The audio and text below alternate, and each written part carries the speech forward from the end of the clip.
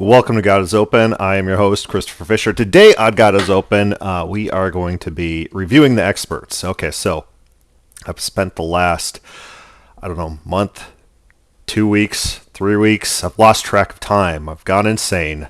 I've been going through hundreds of thousands of words of primary documents on the Servetus or the Servetus Calvin feud, the whole affair with Castillo and everyone. So it's high time for a drink. And so, with this knowledge, I better spew it out because here's the thing: it's like I always think of that Indiana Jones scene where he's like, "Oh, Dad, why don't you tell me what's in the journal?" He's like, "I wrote it down so I don't have to remember it. I gotta get some things out there before I do forget those things." It just the way these things work. So let's see. David says he's still omniscient. He's just relying on the fact that I don't own any other color shirts. He's predicting my shirt here. But so this will be good. I went for a nice little jog today, and a 3-4 mile jog, and I listened to this. I've heard it before. I've heard it multiple times. This is a guy named Ryan Reeves, and he's a reformed professor type, fake professor or assistant professor. Not fake professor, assistant professor. Assistant professors, I guess, are real professors.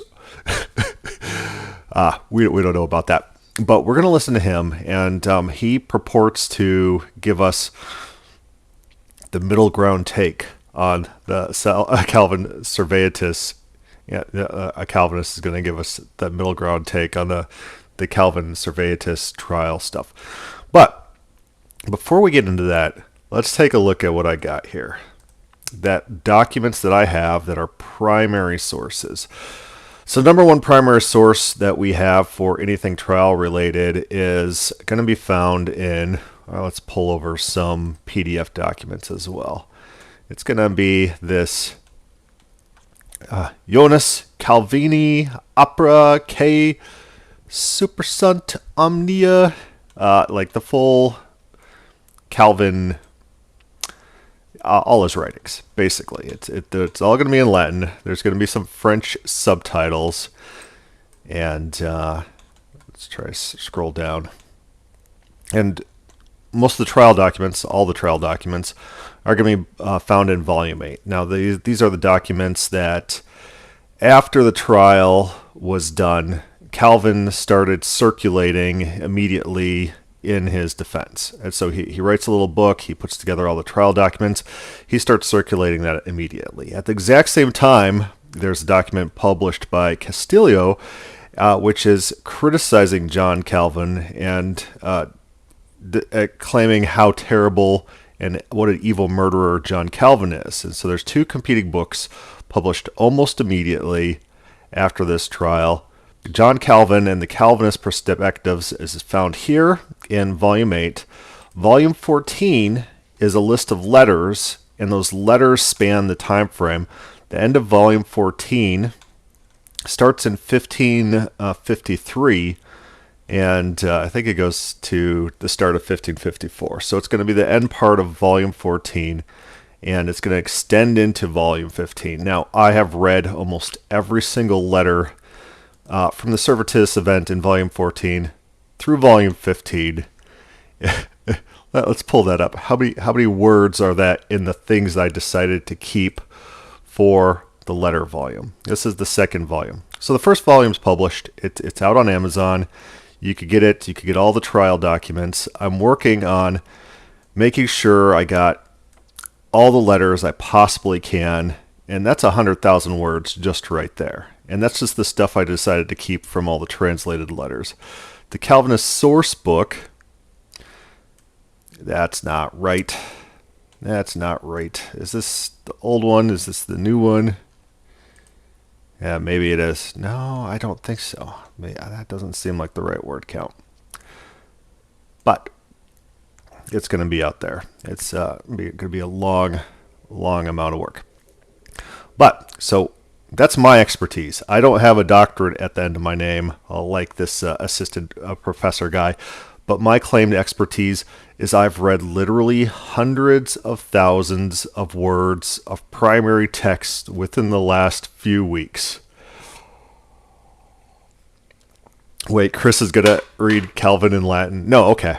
So I've taken Latin. I've taken a couple years or courses of Latin, but I'm not fluent in Latin. I'm very rusty at Latin. And so the way that I got this stuff translated was I had to convert. Most of the OCR stuff is pretty terrible. So I had to, first of all, take all these primary texts and chop them down into little bits so that your AI doesn't hallucinate. I fed them through various AI models to get probable translations. Then I double-checked those translations with different AI translators and then Google Lens, and I used my visual ocular scanning to make sure various things were correct, especially critical texts concerning this. And so this is the first time ever published in English, all these documents, and it's going to be available for absolutely anyone. Oh, see, now the word count updates. It's 167,000 words in the first book. Primary, it's not commentary. There is commentary on the letters version because the commentary on the letters actually places, it gives you some indicate. So a lot of these letters have nothing to do with the Servetus affair, and then they'll have like a paragraph of text.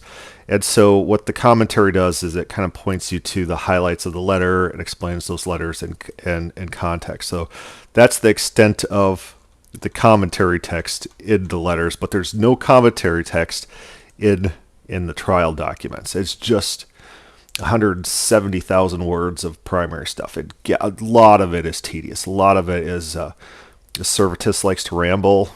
Calvin likes to ramble. The funny thing is Calvin, he's like, oh man, I was so brief and I wrote so few words and it's just long rambling text, like he's completely delusional. Like he'll do this James White thing where he's like, oh man, I was so nice and good to Servetus and I was honorable and I represented him fairly. Like, and then you read what he writes and he's just name calling and he's just bashing, and then he complains that Servetus is abusive towards him. So it's a complete James White thing where he's a megalomaniac. He demands absolute respect. He's allowed to just abuse others. These are trial documents in which he's abusive. Right after he says that he's fair to Servetus, that he abuses him in like the very next line. It's unreal how delusional and megalomaniacal that Calvin is. This is what we're dealing with. And so Ryan Reeves here, our professor, doesn't talk about any of this. He'll talk about Servetus being abusive, but he doesn't mention how visceral Calvin was. There was a pastor who, in a private conversation, said that Calvin is a hothead. Calvin made sure that guy never worked again as a minister anywhere ever. So Servetus, he accused Calvin of being Jewish, and now this is probably the most conclusive evidence we have towards that proposition, that if you insult him, you never get to work again. So maybe Calvin was, maybe he was a little Jew-ish. He was Jew-ish, maybe. But yeah, Calvin had a guy killed because the guy didn't want to, because so Calvin had control of the church. But the church came along with some legal authorities. So he could bring people in for questioning.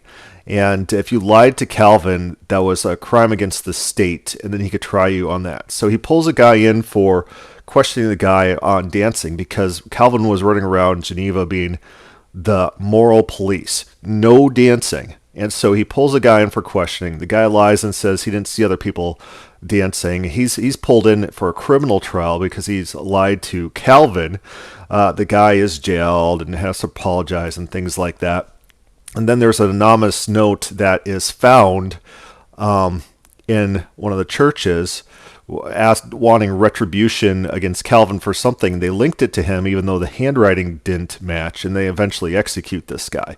So it's like this guy was this critic of Calvin's moral purity that he was imposing on Geneva, and he ends up dead because of Calvin. This is Calvin's megalomaniacal nature, and so at the time of the Servetus trial, Calvin is always complaining about being surrounded by all his enemies, and he wants to quit being a pastor because why? Why? Because the Senate pushed back in one little thing. Calvin is the moral police. He gets to pull anyone and question them on anything. And there's one guy who there was a minister in Geneva that insulted his friend, accused his friend of inappropriately touching a lady, and he fought back and he said, yeah, he will give his coat up if his friend is less moral than Calvin and the ministers. And for that, he was hauled before the court, thrown in jail for 3 days, and told that he has to repent. He refused to repent, and he was denied communion. And so this is coming up again in the Servetus affair. This is like years later. And the Senate finally says, okay, now you could actually start having communion.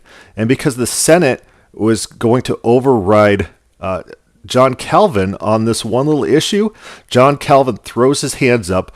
Well, I should just quit. I would rather die than give communion to this guy who won't repent for insulting these ministers. Like, this guy was just completely full of himself. He's psychotic, megalomaniacal, and completely arrogant. You lose your job forever if you call Calvin a hothead.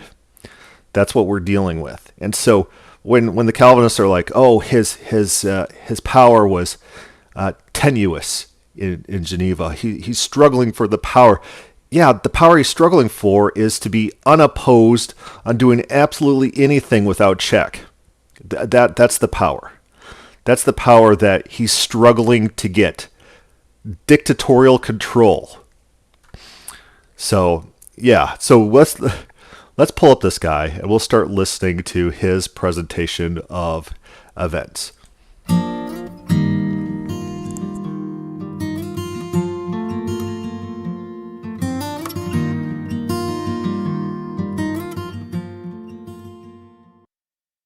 In this lecture, we're looking at Calvin and the execution of Servetus in Geneva in 1553.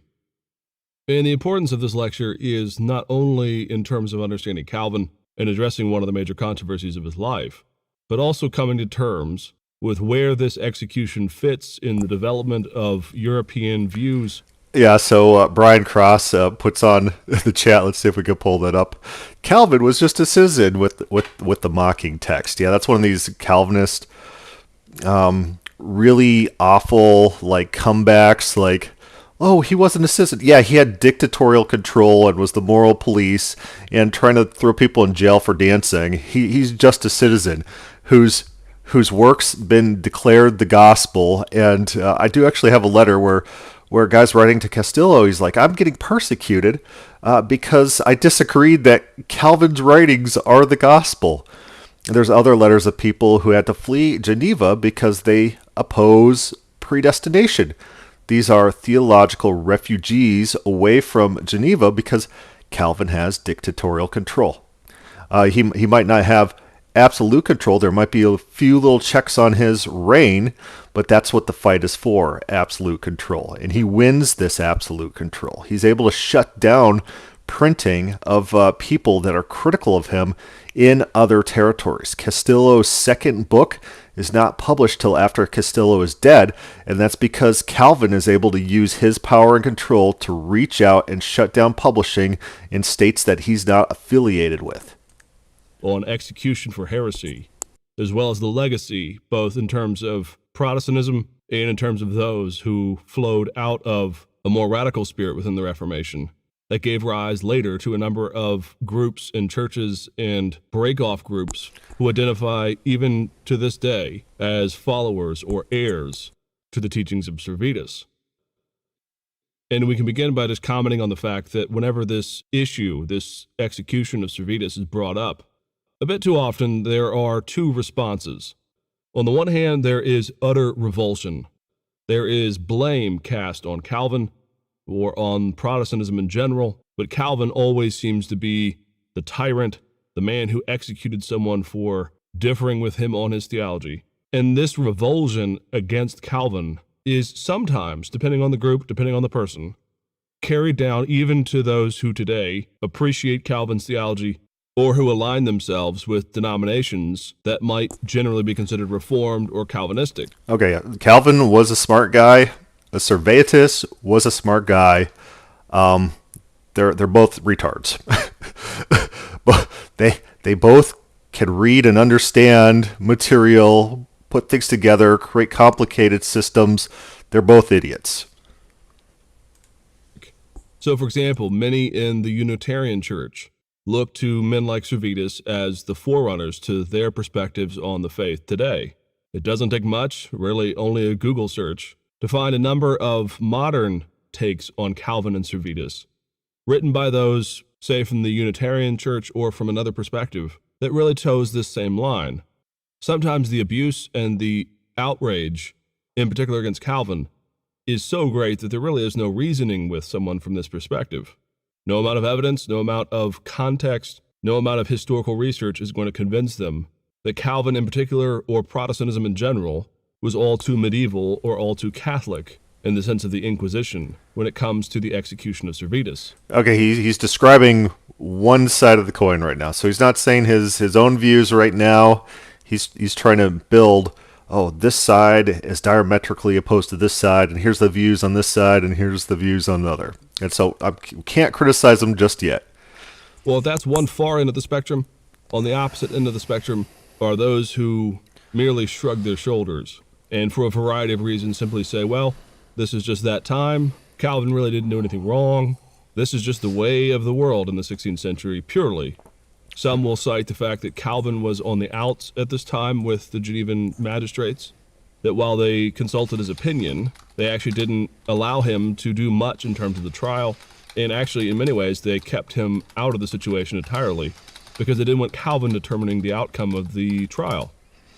They, meaning the magistrates of Geneva, wanted to draw yet another line in the sand for Calvin and put him in his place.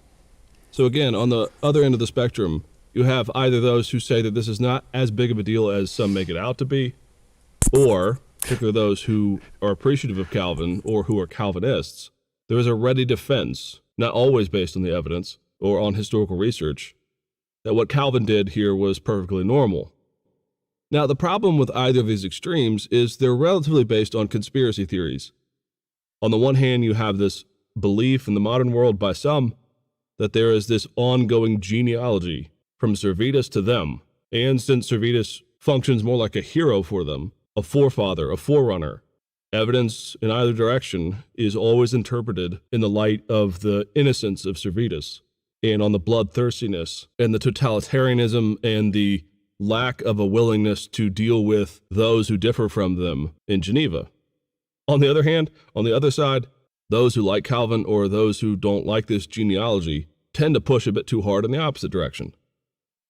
And what we're going to do right now is sue for peace. We're going to sue for an actual historical perspective on this. Because the fact of the matter is both have elements that are true. Calvin and Geneva did have a great deal of complexity involved when it came to the trial itself. And we're going to cover some of those here in this lecture. As we'll say throughout, Servetus is something of a wanted man in a number of different capacities. He equally would have been executed in a Catholic city. In fact, we'll say he nearly was, as he was executed in Geneva. Also, as we'll say in this lecture, Servetus did some very strange things for a man who wants to simply disagree with Calvin and stay aloof from the situation and simply go on about his views. Servetus, in some ways, attempts to almost affect his own martyrdom. If he's a man who wants to simply have his own views and be left alone, well, some of his choices for not getting killed either means he was crazy or he was dumb. And we know he wasn't dumb. He was actually quite the intellectual. And I'm not willing to say that he was crazy, but I am saying that there is something apocalyptic in Servetus, where he is almost, by this point in his life, seeking it out.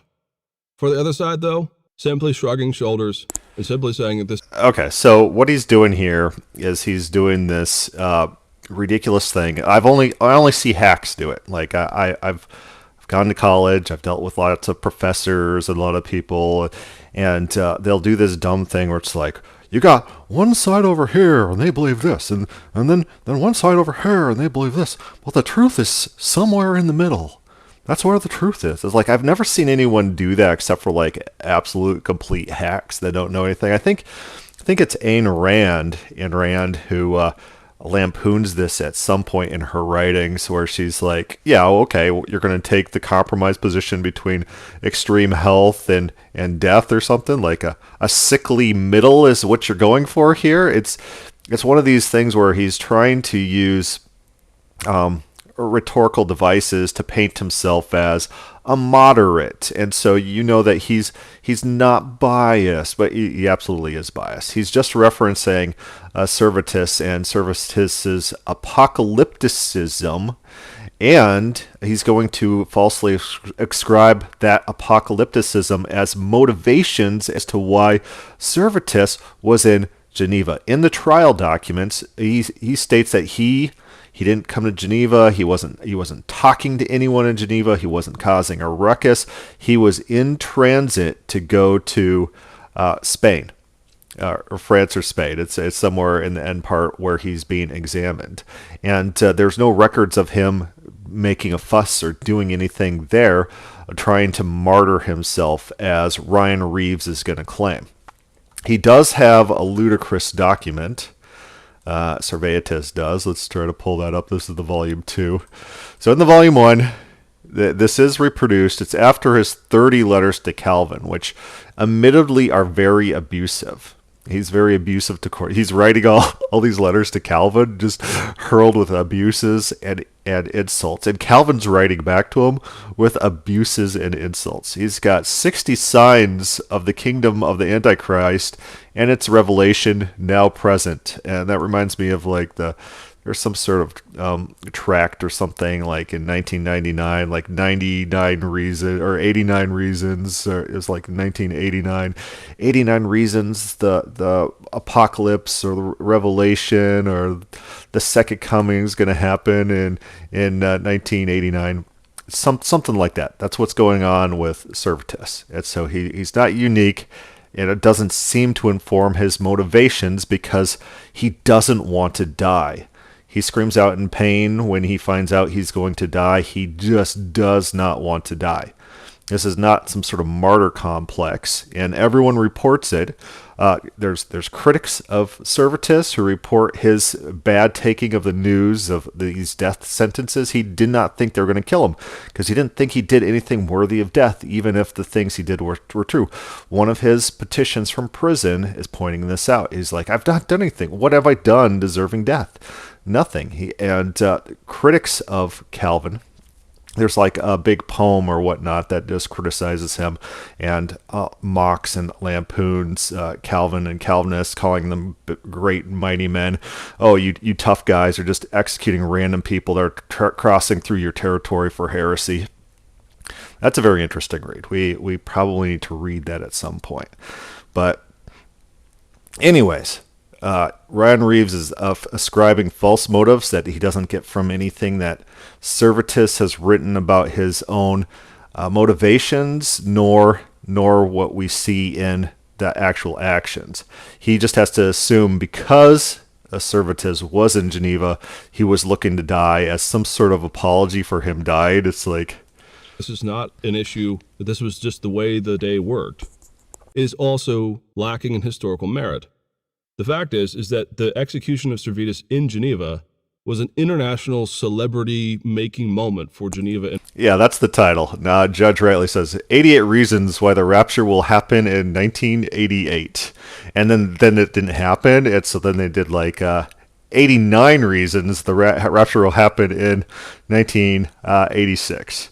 You just have to keep going. I don't know if once you get to 2000, it's 0 reasons the rapture is going to happen in 2000, maybe. And for Calvin, within 4 years, in fact, of the execution of Servetus, there were already being printed in Protestant cities tracts that decried the bloodthirstiness of the city. And so David writes that whenever a Calvinist calls me heretic, I know he just murdered me in his heart. And so what you see in this Calvinist Servetus incident is that pretty soon that anyone who's just criticizing Calvin for anything, no matter how slight, is automatically labeled a follower of Servetus. Like the Servetus party, the Servetus followers, people who just criticize Calvin for executing heretics, they're labeled as friends and confidants and followers of Servetus. It's this normal Calvinist thing. It's like my opposition is this bad people block associated with this bad name. There can't be legitimate criticisms. That's part of Calvin's megalomania, where when you read his letters, and I've read plenty of his letters, like anyone pushing against him for anything, they're of Satan, they're the worst, they're destroying the church, they're fighting against God. Calvin identifies himself with God, that any pushback is insult to God. It's heresy. Anyone pushing against him is of Satan and making friends with the devil. This is not pointed out by Ryan Reeves. Ryan Reeves does not talk about this side of Calvin's character. Calvin was like a sociopath, and he was an absolute narcissist. For their cruelty in executing him. And always in these situations, Calvin comes out the worst. So even by the standards of that day, Calvin is being attacked, and Geneva in general is being attacked for this decision.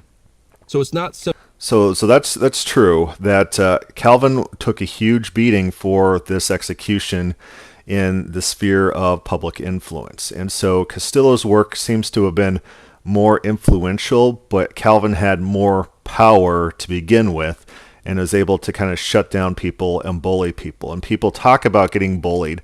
People giving him just a little bit of pushback, like, oh yeah, how about we imprison people instead of kill them if they're heretics? They are in danger of being labeled as a defender of Servetus and an enemy of Calvin. It's like you have to be all the way for us and with us, or else you're accused of being an enemy or accused of heresy. And these people were very much in danger, in political danger, for even giving a little bit of pushback against Calvin. Simply just part of the 16th century. Though in a minute we'll look at some of the places where persecution and execution for heresy was happening all around the world. But rather, the story, as it comes out of the historical record and from the documents that we have, is a bit different from either of these two extremes. And just to put us all on the same page. So luckily, now you and I and everyone else in the world have access to readily easy translations of all this. So we don't have to rely on Trust Me Bro from some scholar. Okay, Servetus source book. I'm just going to pull that up on Amazon. There we go. That's volume 1. The Servetus source book. So we don't have to rely on Trust Me Bro. We can go look at the primary documents. And one of the things I noticed by Ryan Reeves, supposedly unbiased commentator on the situation, is he puts absolute authority in the letters written by Calvinists between each other and about the trial. And so then he'll discount things where, like, Castillo's writing about the trial and what happened. It's like, oh, this is the de facto narrative. We take their words unambiguously. When Calvin complains that he's losing power in Geneva and he's surrounded by people destroying him, all that is like true and accurate, and not overreaction by like a petulant man-child. Yeah, we need to keep that in mind. Look at what Calvin's actually complaining about and see if it's anything serious, or if he's hyperventilating about nothing. And it turns out he's hyperventilating about nothing. When he's talking about what we talked about before, with the guy that he's trying to refuse communion, he doesn't talk about the underlying instances which have led to it.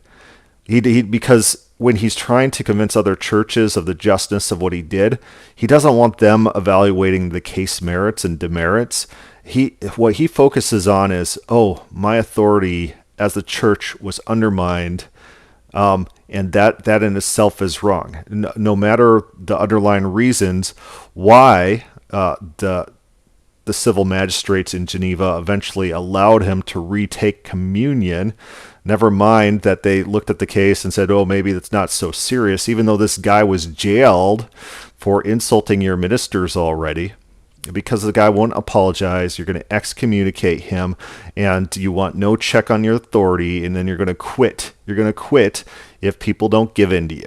That's what's happening. He's a petulant man-child.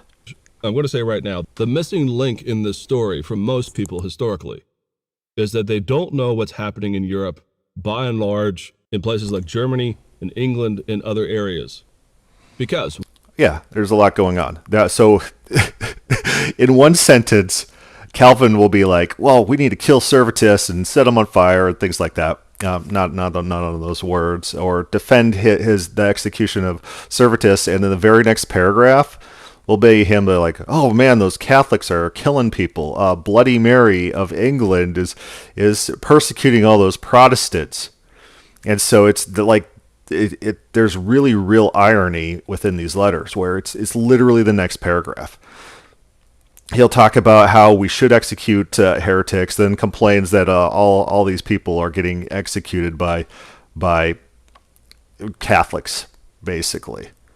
While the execution of a heretic was always a possibility in the 16th century, what is happening in the 1550s is a real complex political and theological debate, you might say. Yeah, it's very possible, but it was not very common.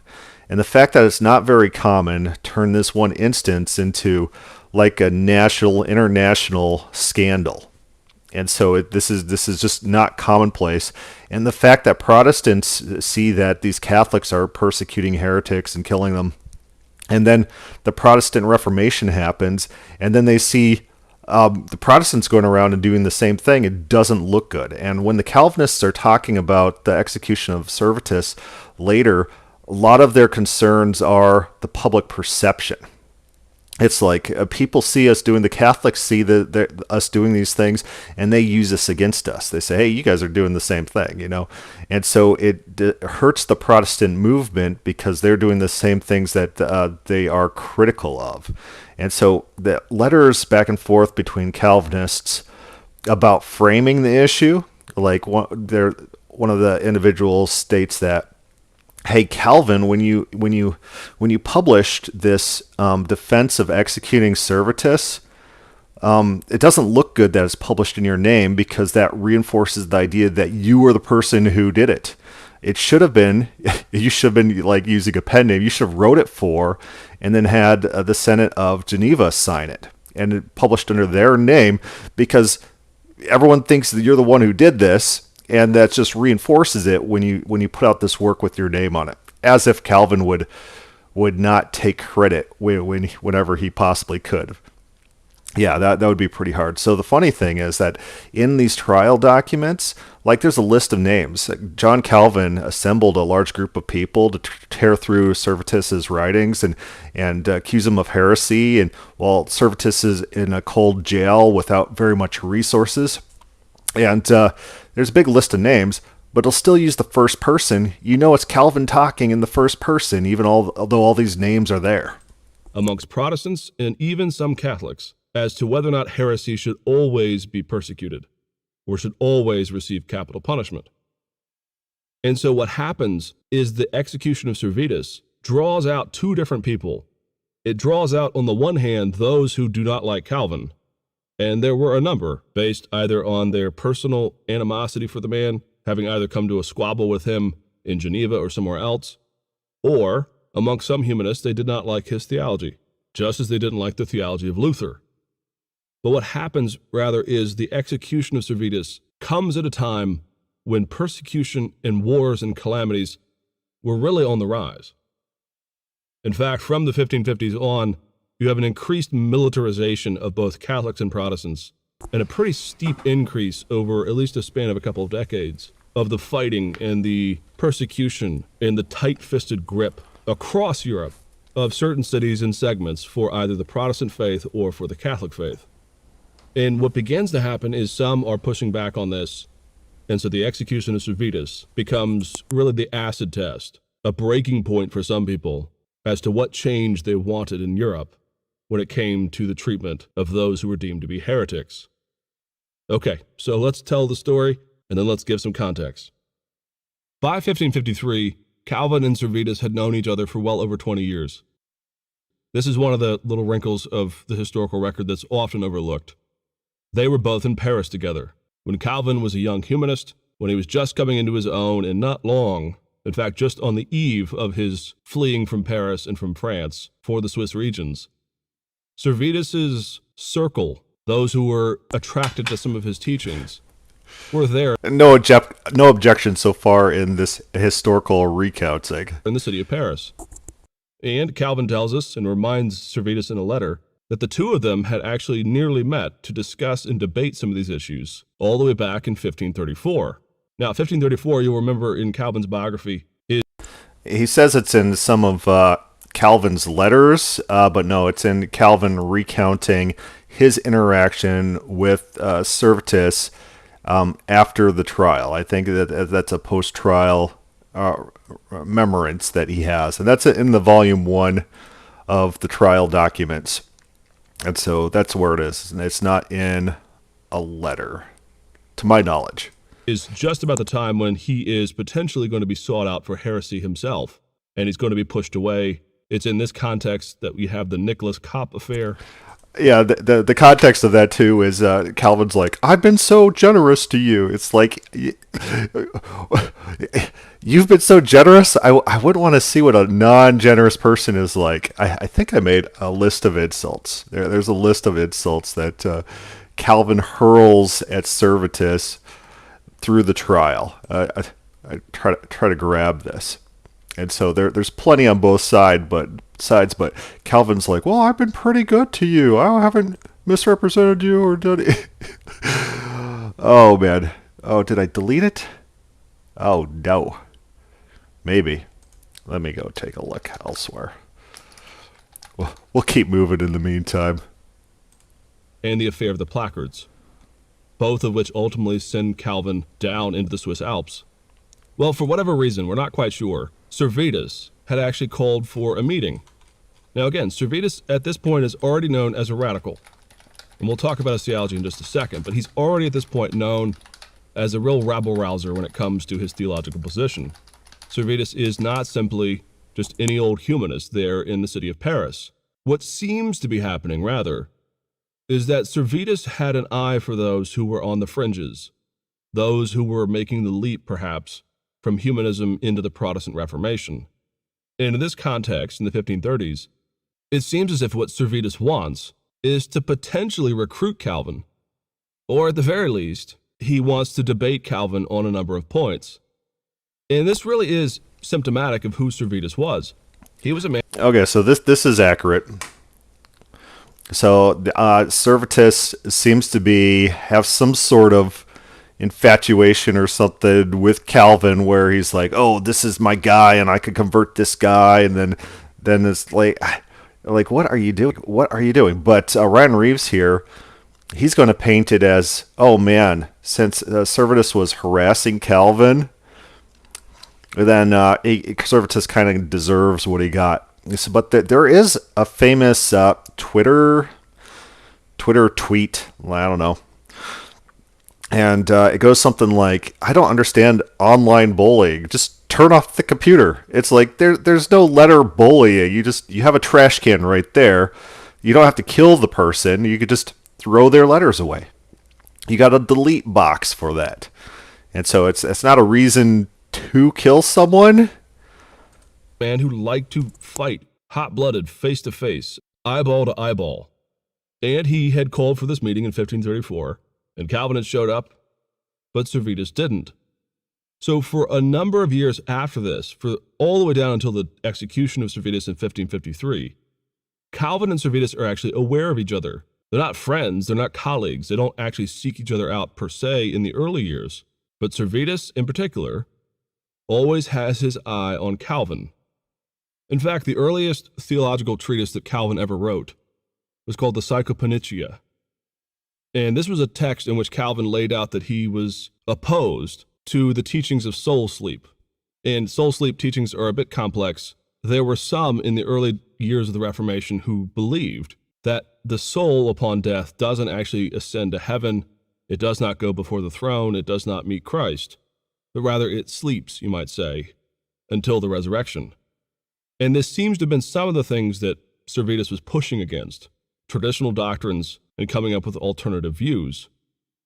Now, Servetus isn't the only one to teach this, so it's a bit challenging to say that Calvin is writing this specifically against Servetus. But Calvin does believe that there are some, not a small number in fact, who are going too far in their rejection of traditional doctrines.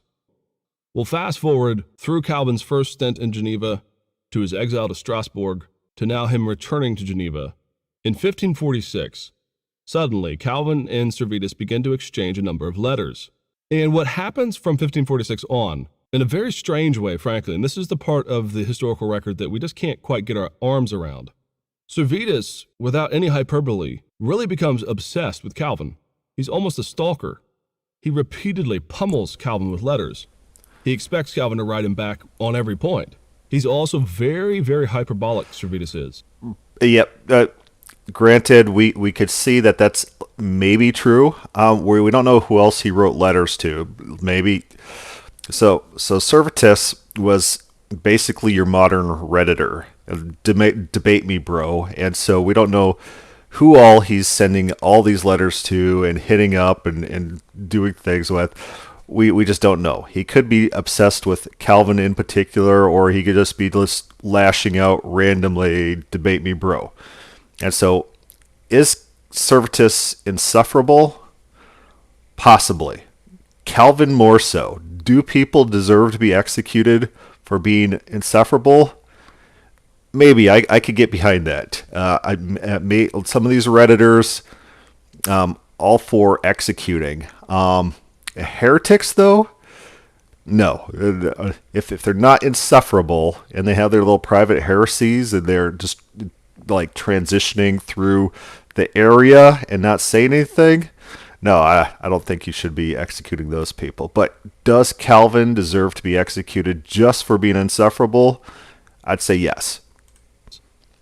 Most of his letters and his treatises all claim to have discovered some eureka, earth-shattering, cataclysmic view on the scriptures or on theology.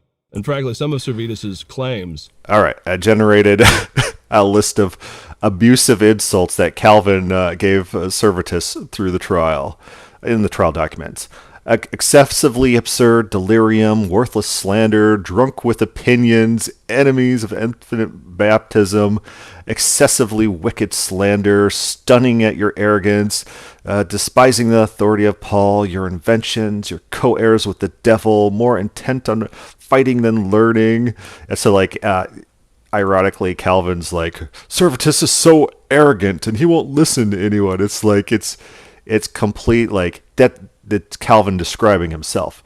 Calls them ravings and insolence and haughtiness and stubbornness, untamable spirit. You hear that from Calvinist pastors when you won't instantly submit to a Calvinist pastor. They're like, you're unteachable.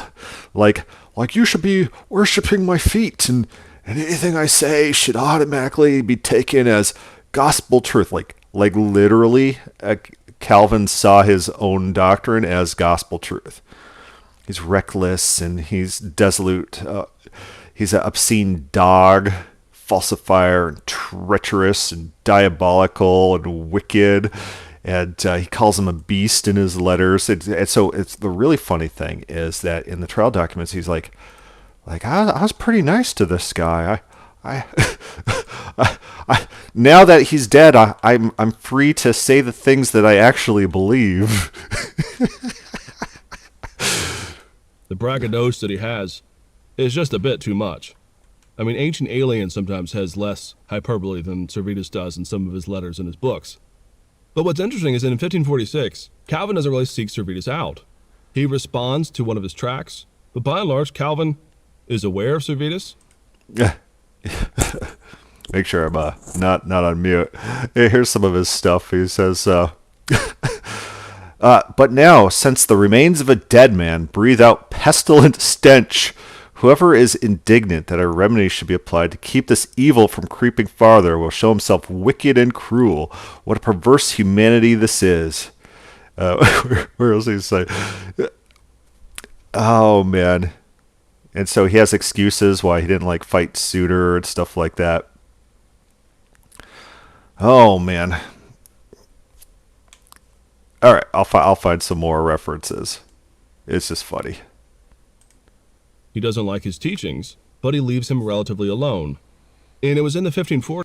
There's a question. Will there be a part 2 of Hellenization of Christianity? It's a super chat. That's exciting. Thank you very much. There will be a part 2 of Hellenization of Christianity. I just have to get into, like, my personality procrastinates for a while and then becomes hyper-focused. And so I've been hyper-focused on this right now, trying to get this project done. Then I need to get my basic open theism book done, and then I can move to the Hellenization of Christianity book. And so that is the sequence of books and events. That Servetus began to float the... And you don't want to publish things out of order. This Servetus trial documentation stuff and the whole Servetus affair, that's going to be 3 volumes. I got all the trial documents. Those are published. I got all the letters, which I don't know how much more letters I got, but there might be a lot, might be a little. And then after that, I have Costello's book, and then there's a Calvinist refutation of that book, and then there's Castillo's response that was published posthumously after he had died because it was suppressed in publishing. So that's going to be 3 volumes of Servetus affair stuff. And I have all the Latin of it, so I have all the ability to get this done. The idea that he would come to Geneva, where he and Calvin would engage and spar with one another. Calvin's response in this time was, don't come. He says, your views are well known. In fact, they're quite problematic. Yeah, this is a Calvinist thing where they're like, Calvin told him he'd kill him. Calvin said he'll kill him if he came, and then he came, and then he killed him. So it's Servetus's fault. You were walking around in that urban Chicago neighborhood. Maybe it was your fault you got raped. People are looking for you at this point in your life, Servetus. And he tells him that he cannot guarantee his safety should he come to Geneva. And he says, anyway, quote, my authority is of no avail. Now, sometimes people see this and they think Calvin is lying, that he's just kind of brushing off and blaming others for the ominous tone that he's giving Servetus here, that if he comes to Geneva, he's going to be executed. But Calvin says, it won't be me, it'll be somebody else. Well, as we've seen repeatedly, in the context of the 1540s and the 1550s, Calvin is actually increasingly under fire. The magistrates continually put Calvin in a box. They will give him absolute tyrannical control, and they will reverse a decision that was ludicrous to begin with.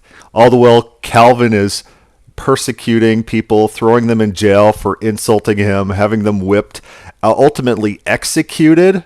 He's having these people executed who are just his political enemies because Calvin was tyrannical about enforcing his morality.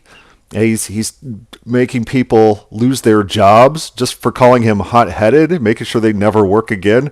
Oh yes. Oh, he was getting so boxed in. So what happens is people like Reeves, they read Calvin's complaining. It's like, oh, these people are opposing me. The vipers are coming in. These people are afraid to share their names.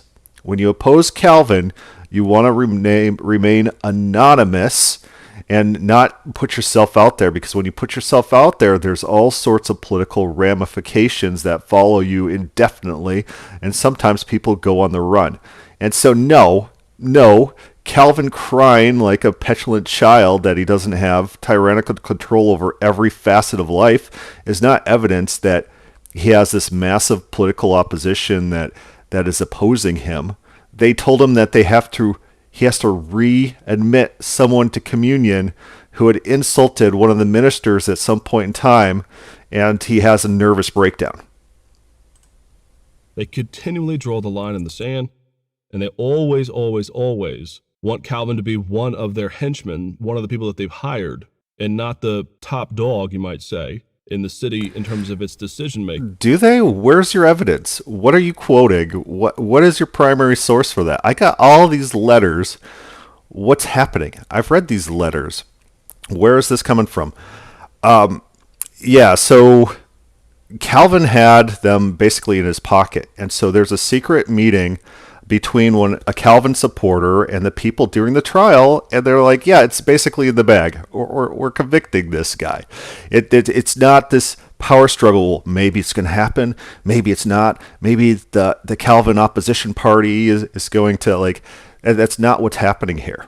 You read the documents, the people who are opponents of Calvin are getting persecuted, and persecuted badly. The little resistance they have is not much. So when Calvin says that his authority is of no avail, he's not lying.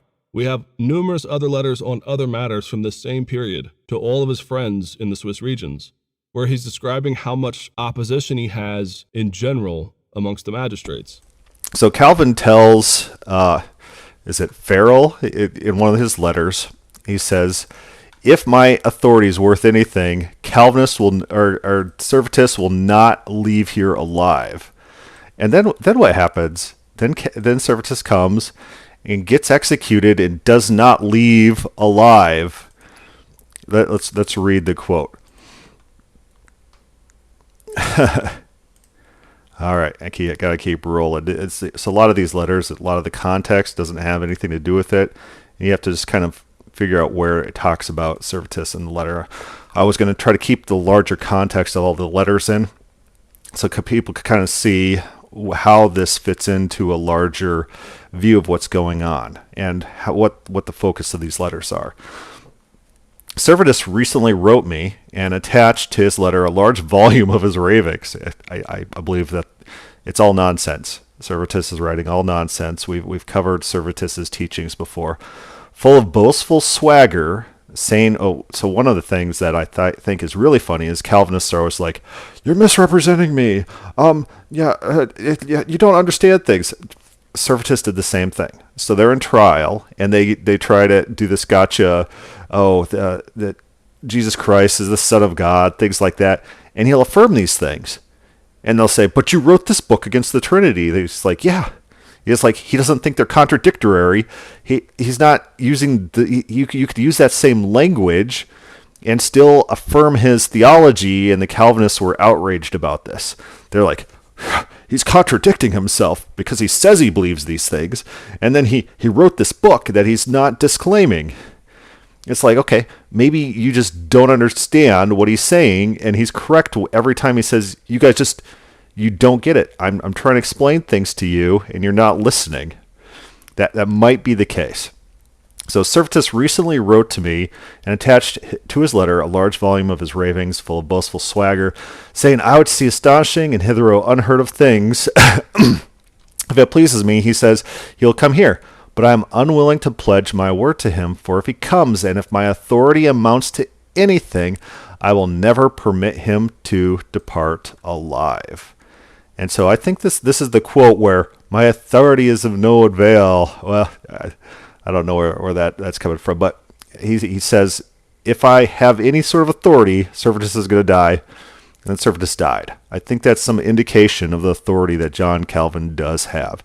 John Calvin was writing letters of support from all these other churches, pulling his friends in during the final trial deliberations, pulling in support, like the people who were most hostile, who wanted Servetus dead, and dead in the most extreme way. Calvin does this thing where it's like, well, I didn't want him dying by fire. I wanted his death penalty, the cruelty of it, mitigated in some fashion. Like, a lot of people say, like, beheading with the sword, and that's probable, but that's not in the primary documents. He just wanted a less painful way of death, and so that was his humanity. And people like, is it Betzinger? He's like, burn the guy, set him on fire, make him an example to everyone else. The Bullinger. Bullinger. And then Calvin later in his writings, he's like, when he has to defend himself against the entire world for charges that he killed Servetus, he's saying, hey, Bullinger, you got me into this. You need to help me out. You need to start writing like defenses. Get prepared for the entire world turning against us for this. And so they knew what they were doing. Now, it's not so much opposition that they kick him out again, but at one point he says, if he were to say the sky is blue, then some who govern the city would come up with an alternative color just to spite him. So that is an accurate quote. But again, so Ryan Reeves doesn't take the source critically. Who's that coming from? Calvin. Was Calvin a lunatic, hyperbolic, a hot-headed, with a temper, and megalomaniacal? Yes. And so we can't take these things as literal truth.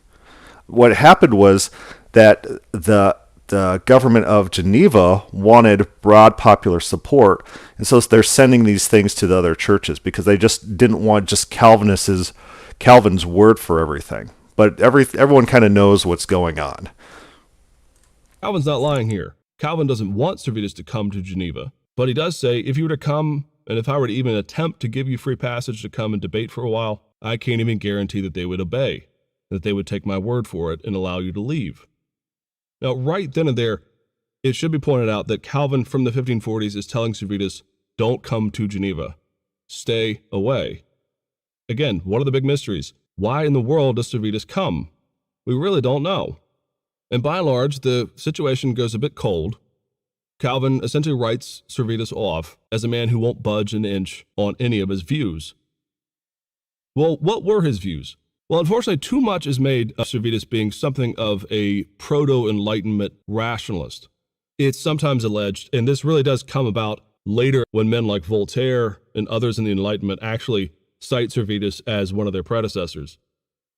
Servetus was a scientist. He was a doctor.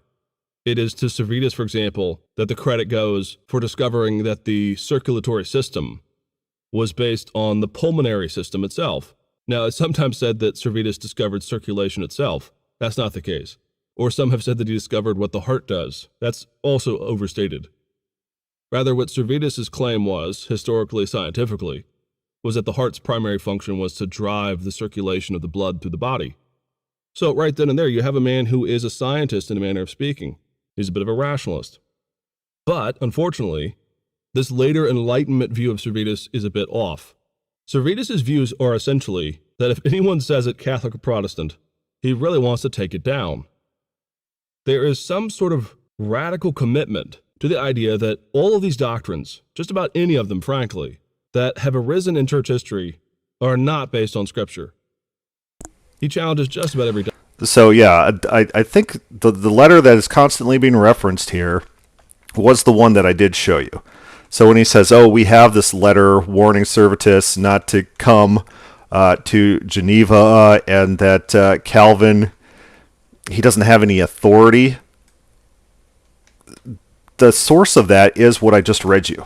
It's a letter to Farrell where Calvin's doing a recounting of his correspondence with Servetus. I don't think we have that original letter. And I'm willing to be corrected. I don't think it exists. And so we go from this statement, Servetus wrote to me and attached his letter to a large volume of his ravings, full of swagger, blah, blah, blah. If it pleases me, he says, he will come here, but I am unwilling to pledge my word to him, for if he comes, and if my authority amounts to anything, I will never permit him depart. And so what quote does he get from that? He gets this quote that Calvin has no authority. Let's try to rewind to that. Where did that run off to? And so that's not what Calvin's talking about. So we'll find this often in this lecture where he just like misquotes the primary documents, because is he reading secondary sources talking about these primary documents? That might be the case. And so he makes the outrageous claim, not yet, but he does it where he says, oh, Calvin wanted Servetus imprisoned rather than executed. Made that up. Absolutely. He should know better. Calvin is visceral. He's angry.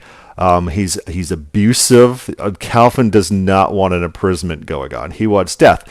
The mitigation that's talked about when Calvin's saying, I wanted to lessen his sentence, it's what it means is he doesn't want him dying by fire. He doesn't want him burned to death. He's going to kill him in some other way. And so the editors of the volume that we already looked at, that's what they talk about in their footnote to that, and that's what Calvin admits to later on in his correspondence and letters. But it's going to be misrepresented by Reeves because either he doesn't know, and that's not excusable for someone who's familiar with what's happening in this situation. It's not excusable for an expert to think that Calvin wanted imprisonment. You're either lying or you're not an expert, or your credentials are in question. Doctrine, and he pokes everyone in the eye. He claims, for example, that the papacy is the invention of the devil. And again, his hermeneutic seems to be that anything that arose in church history as a result is de facto Catholic and therefore diabolical.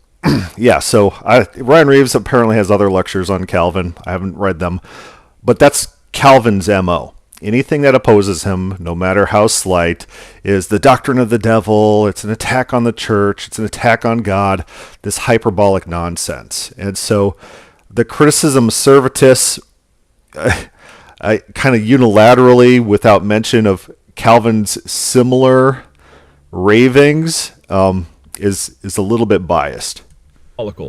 So, for example, he denies the doctrine of original sin, doesn't believe that there is a need for a full atonement from Christ as God come down. He also denies fully the Trinity. He has a relatively concocted, strange set of views about the Trinity that are somewhat Arian, somewhat pantheistic. He doesn't believe that the Son of God is a creature per se. He believes that he is some sort of manifestation of who God is. And we did a podcast in which we went over his writings to discuss what he actually believes. And we got to remember that this is not like a Platonist versus a non-Platonist. This is an intra-Platonistic dispute between two different Platonists, and one, Servetus, a more consistent Platonist than Calvin, who's also a Platonist. It's an intra-Platonist dispute about Platonist metaphysics and Trinitarianism.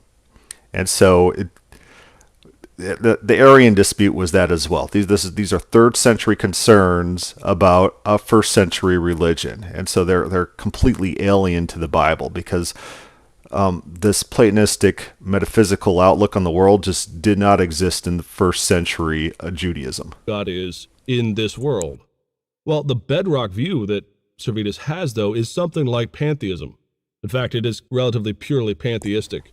He says that God... Yeah, Hudson writes, have I read the book, The Trial of the Century, Calvin and Servetus? Yeah, I think I read large sections of the book. From what I remember, that might be a pro-Calvinist who's critical at Calvin for his handling of the Servetus affair.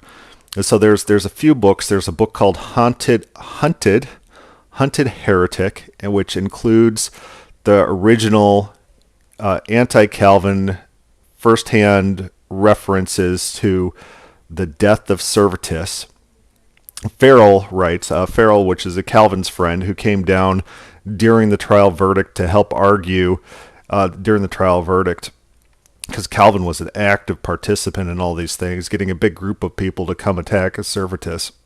So he is super actively involved in the trial and the outcome. But one second. In the world, the creation are not separate. And in fact, God is somehow in all of the world itself. But Farrell had his own first-hand account. And so that's within the letters of the actual first-hand account witness of Servetus's death by a pro-Calvin source. So leaves out a lot of details. But the Castillo report is Castillo writing what people from Geneva have secretly communicated to him, because people aren't putting their name to things that they're saying bad about Calvin, because that's liable to get you in a lot of trouble and likely to get you whipped. And as we talked about before, you could end up dead due to it. He is somehow manifested personally in every living thing, and therefore there is no separation between creator and creature. He also has weird, somewhat Manichaean views about demons and demonic activity and the role of the divinity within them. Now, a lot of this is well known in the evidence. Yeah, but other books that we should be looking at as well.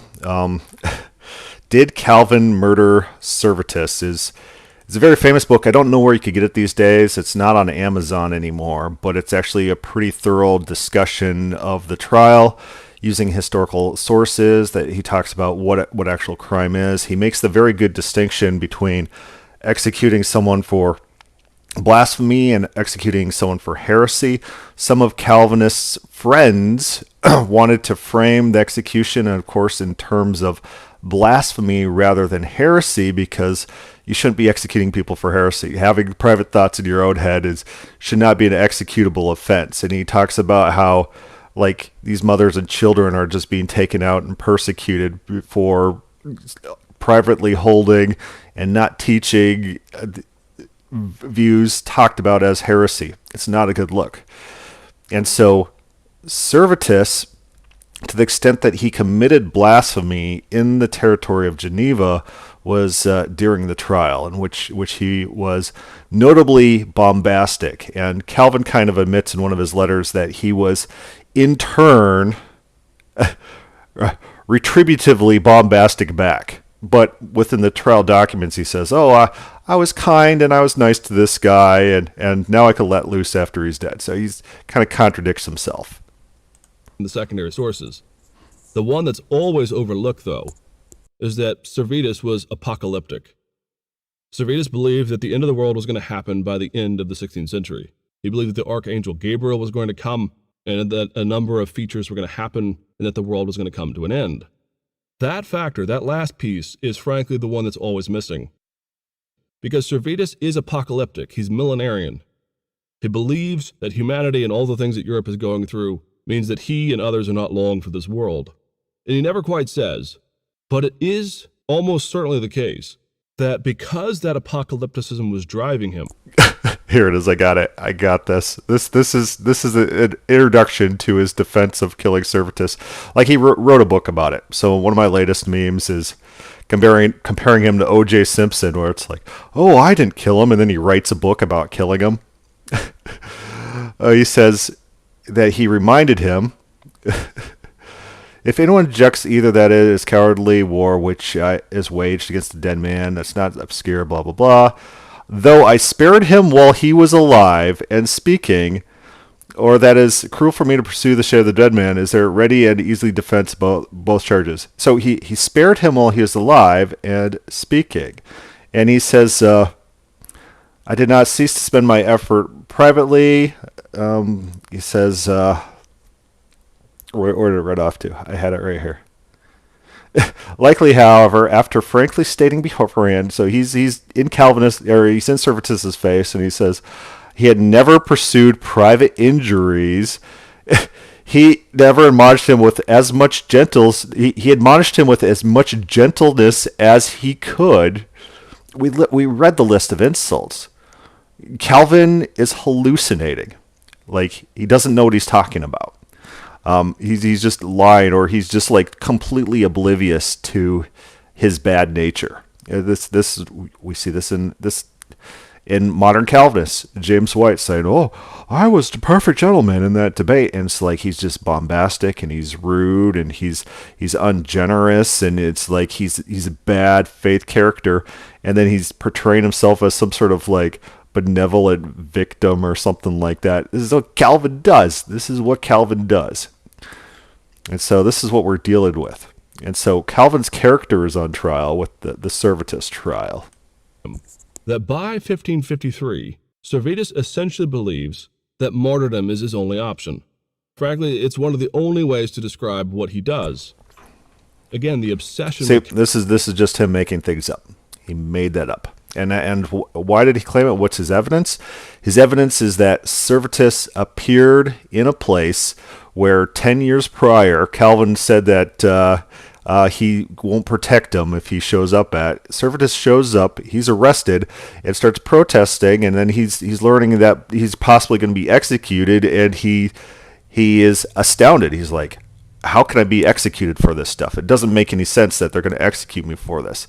And so it doesn't sound like an apocalyptic claim. We'll pull that up. One of Servetus's letters from prison. We got like two of them. One of them is accusing Calvin of being the instigator and perpetrator of all these things. So I'm just trying to find that real quick. So here's what he says here. Most honored lords, I am detained in a criminal accusation on the part of John Calvin. He knows what's going on. John Calvin is the reason he's here. John Calvin's trying to kill him, who has falsely accused me, saying that I'd written that souls are mortal, and also that Jesus Christ had taken from the Virgin Mary only a fourth part of his body. These are horrible and execrable things. Among all other heresies and among all their crimes, there's none so great as making the soul mortal. Yeah, that's the worst crime in the world. It's so terrible. Okay, he says, therefore, my lords, ask that my false accuser be punished the penalty of retaliation. He be detained prisoner. I'm content to die if he's not convicted, both of this and other things which I will lay upon him. He wants a trial where he gets to accuse Calvin of all these things. Okay, so this wasn't the letter I was thinking of, but this is one of the things. And here's what he lays out. This whole letter I read previously, like years ago. So we're not going to go through that whole letter. We're just going to grab the next one. He says, I've been in jail. I've been in this cold jail. I've been freezing. Calvin's just torturing me. I'll keep going. I'll find this. I'll find it. It exists. Trust me, bro. Calvin. The constant desire to rile everyone up, frankly. The attacking of all kinds of doctrines, the allegations and the hyperbole that he uses is meant to drive people crazy. He is trying to get a rise out of people. And again, he is obsessed with Calvin. In 1553, Servetus again goes after Calvin in an attempt to start a correspondence with Calvin on the issues of Servetus' theology. In 1553, Servetus had printed up one of his tracts, one of his more inflammatory ones, in which he attacked all kinds of things about the church. And it was published anonymously, but he sends this book and 30 unanswered letters to Calvin. And he complains that Calvin won't write him back. Now, I don't know about you, but after probably letter 20, I probably would have given up. Servetus doesn't want to give up, though. He wants Calvin's response. He's banging on the door saying, all right, so this is the letter that I was thinking of. It's in the letter volume, and this is 10 October, Servetus to the Senate of Geneva. It says, it's been fully 3 weeks I've been held in prison on these accusations, my lords, yet nothing's been proved against me that deserves death or any severe punishment. So he's perplexed that he's still in jail, although they haven't shown him anything he's done worthy of death. There I beseech you, my lords, consider my condition, provide a remedy for the great misery. Like, this is not like a country club jail. This is a miserable place that Calvin has him. And so how the Geneva system worked is if you accuse someone, you go to your jail as well. And so Calvin enlisted his cook in order to go to jail for him. And so the cook accuses Servetus originally, and Calvin admits to this, that this is his doing and his instigation. Calvin didn't want to be the surety. He didn't want to go to jail, so he had someone else do it for him. And so he sends this guy to jail, and there's a preliminary hearing, which Servetus has asked all these questions, and from that preliminary hearing, they say, oh, this is enough evidence. Now Calvin's cook can go home. But it's one of the Calvin's cowardly, self-centered moves, using his cook as that a surety. And Servetus is asking in these petitions, hey, Calvin should be in jail too. I should be able to accuse him of these same things. If Calvin's a heretic, he should be executed. And let me in, I want to talk. Well, it's at this point in 1553 that Calvin writes a letter to the city of Vienna and lets them know that Servetus is living there in the city. After Paris, Servetus had turned to taking a number of aliases, changed his name different times, and he would go around serving as a doctor, as a way to make money. Now, what's interesting about this is Servetus, again, is constantly seeking Calvin's response to this. And it does seem that Calvin knew he was in Vienna for quite some time. But it was only in 1553, when Servetus would not let up, that he wrote to the city of Vienna. They discovered that he was Servetus, and they arrested him. Now, Yes, and so those letters are in the trial documents. This is one of the things that Servetus accuses Calvin of doing, is trying to get him killed in Vienna. This is one of the reasons he may have gone to Geneva to kind of confront his accuser who just tried to get him executed. And so some people speculate that that could be the reason. Not that he's apocalyptic and seeking suicide. He is not apocalyptic. He does not want to die, and he's praying to the very end not to die. Now, in an alternative universe somewhere, the city of Vienna would have had a better prison system. Because here's the thing, Vienna is Catholic. They are not Protestant. They have arrested Servetus, and they are going to put him on trial. And again, in an alternative universe, they would have been the ones blamed for this execution. Calvin would have just been the one who tipped him off. But for whatever reason, Servetus very easily escapes, and he flees. Calvin would just be the tipster. He wouldn't actually be himself doing it if he tipped off the Catholics and they executed Servetus. Calvin wouldn't be. He's just ancillary at that point. He's not to blame. What? Yeah. Servetus doesn't think so. Servetus seems to think that Calvin tried to kill him already.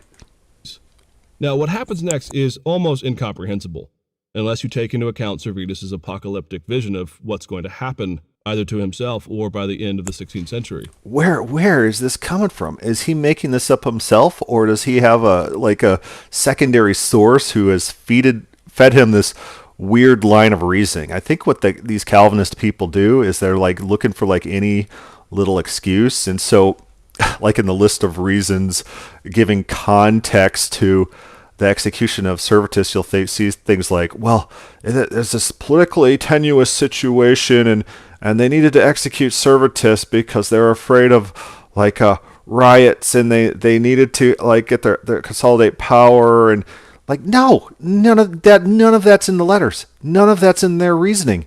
Like, you're just making things up. You're making things up. Because Calvin again has said, do not come to Geneva. He's warned him. He has spoken actually quite harshly that he thinks his views are utterly heretical. And yet, I don't think we have Servetus, the letter from Calvin to Servetus doing this. We just have the recounting of it in Calvin's hand years later, giving the gist of what he said. So I'm not sure if there was a threat to him of execution within that letter, his original letter. I don't know.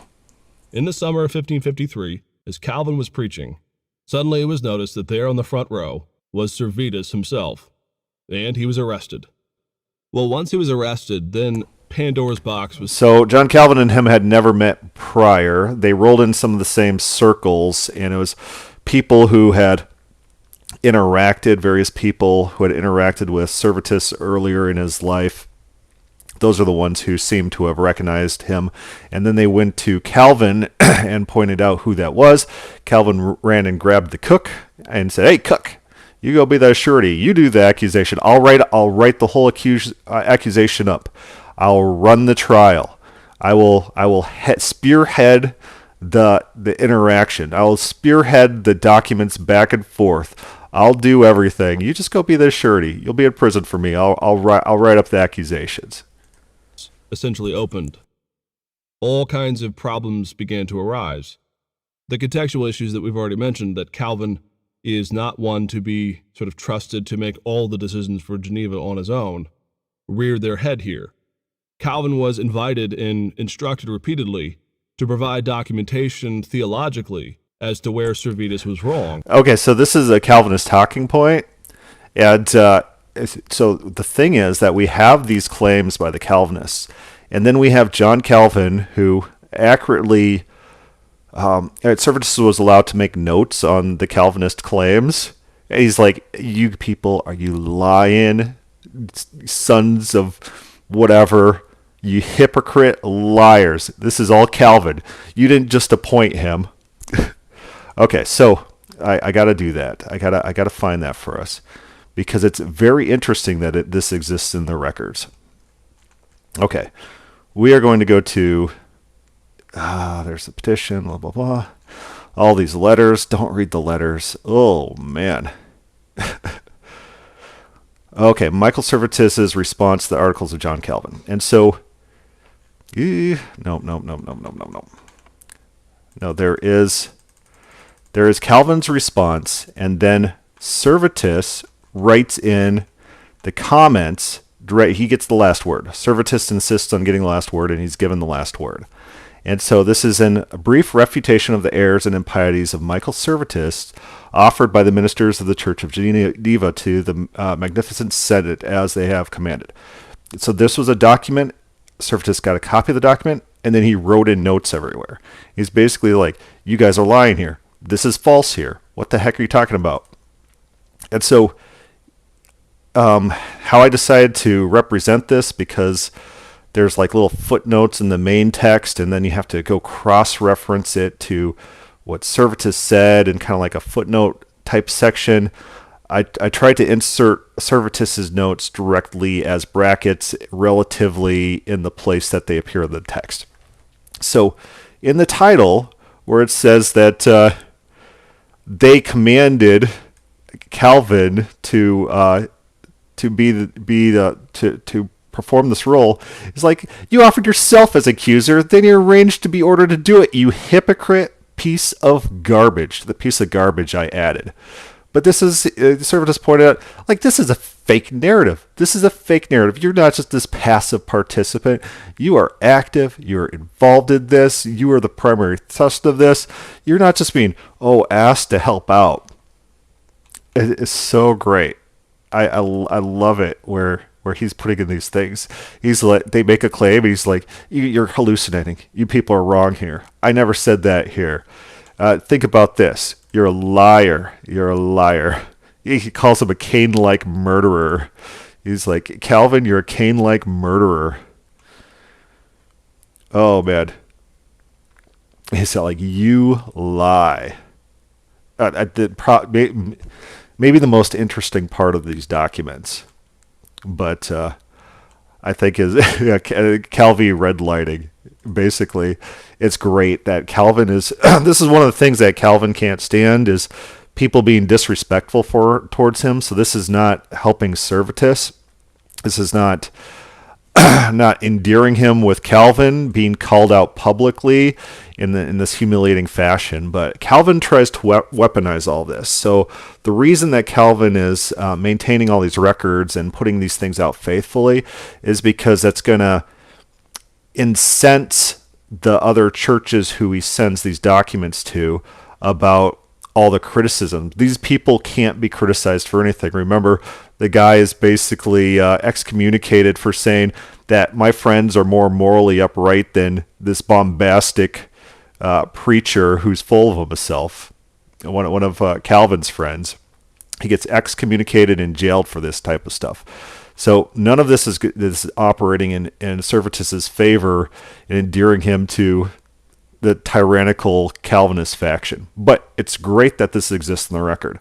And it's interesting that the Calvinists, they'll give the same talking points that the ancient Calvinists used as well, and which are readily refuted and contradicted. But they don't know it. Ryan Reeves, does he know this? Does he understand this? He's never read it in his life. And Calvin does this. He speaks actually very negatively of Servetus and very hostilely in terms of his estimation of the moral virtue of Servetus, saying essentially that he's a fanatic and a man who's just sort of raving. However, Calvin had a number of reasons to believe that he was in the right to be this hostile. Because here's the thing, in 1531, before Calvin had fled to Paris, Servetus for a time had landed in the city of Bern and Strasbourg, and he had been nearly arrested at the time and nearly executed at the time for some of his views. There was the man Oecolampadius, one of the early Reformed voices there in the Swiss regions, and he had actually nearly done the same thing that Calvin had done. Calvin cites this in the context of the trial of Servetus. The other factor that's in play here is that Geneva really can't do much on its own without making sure that the people that are their allies are on their side. So this is a lie. This is an absolute lie. And so what actually is the case is they can do whatever they want. They don't need this justification. But when you're dealing with Servetus and you have a potential execution for heresy, for PR reasons, for political reasons, you need affirmations from So you got the church councils that are in each city, and then you got the ministers in each, like the civil servants. And so Ryan Reeves represents this as, oh, they queried these cities multiple times. Not really. They queried two different groups of people from the church structure and then from the civil magistrate structure on each of these cities, and queried these people to try to get them on board.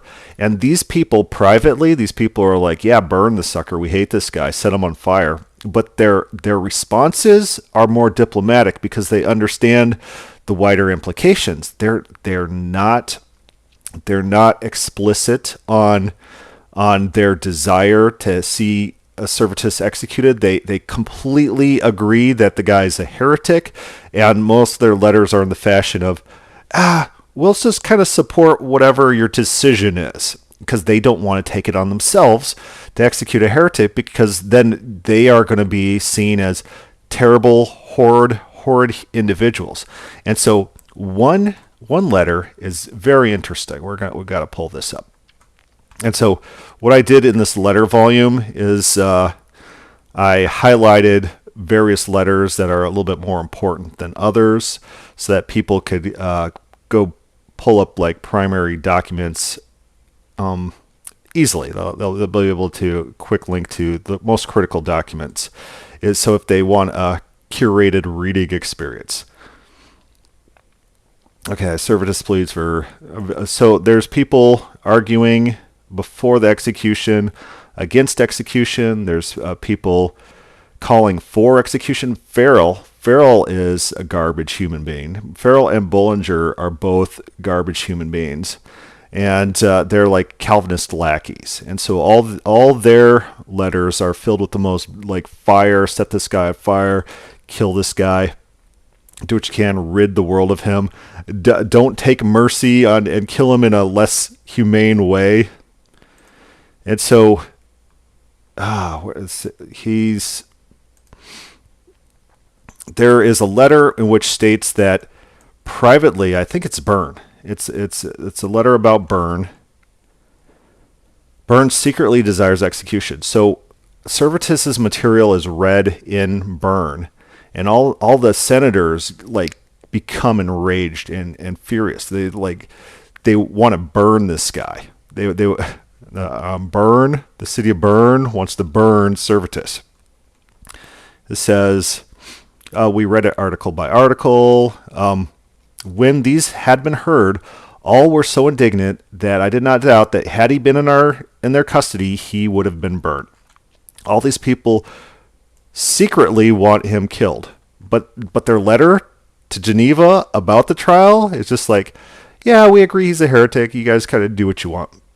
They are afraid to state these things publicly because they understand the PR perception.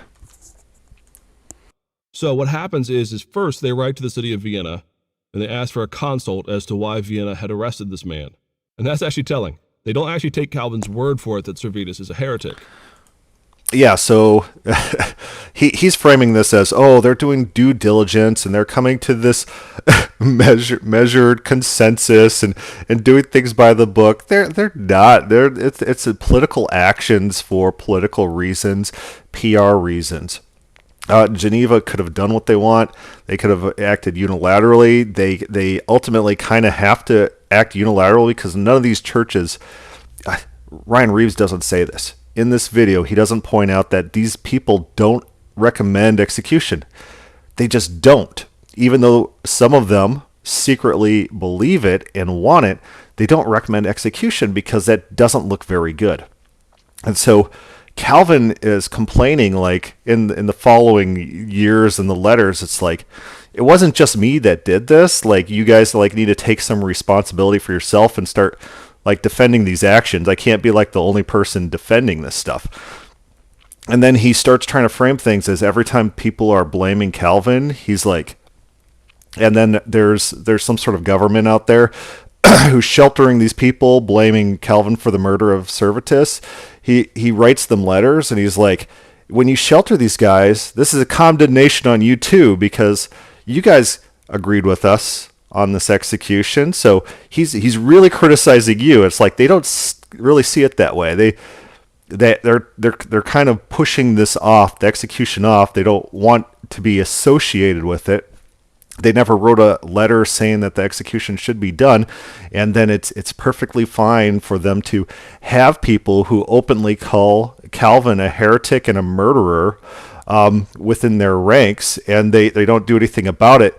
Like they were not super on board with a public endorsement of execution for heresy, and so Ryan Reeves might not know what he's talking about here. They take it into account for sure.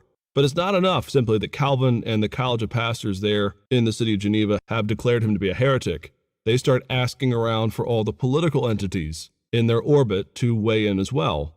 Vienna actually writes back after the letter arrives and says, yes, thank you. Yeah, we're not sure what happened to him. He kind of got away from us there. Vienna actually requests that they send Servetus back to Vienna so that they could execute him. And Geneva, of course, says no to this.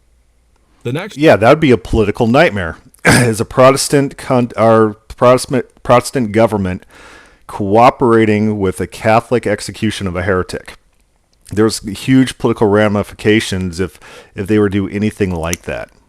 Step is that not once but twice, letters went out to the Swiss cities of Zurich and Bern and Basel, and a couple of other smaller ones. Yeah, so here's the thing. It's like, oh, these letters went out twice. The different people were written for their input, different governing bodies.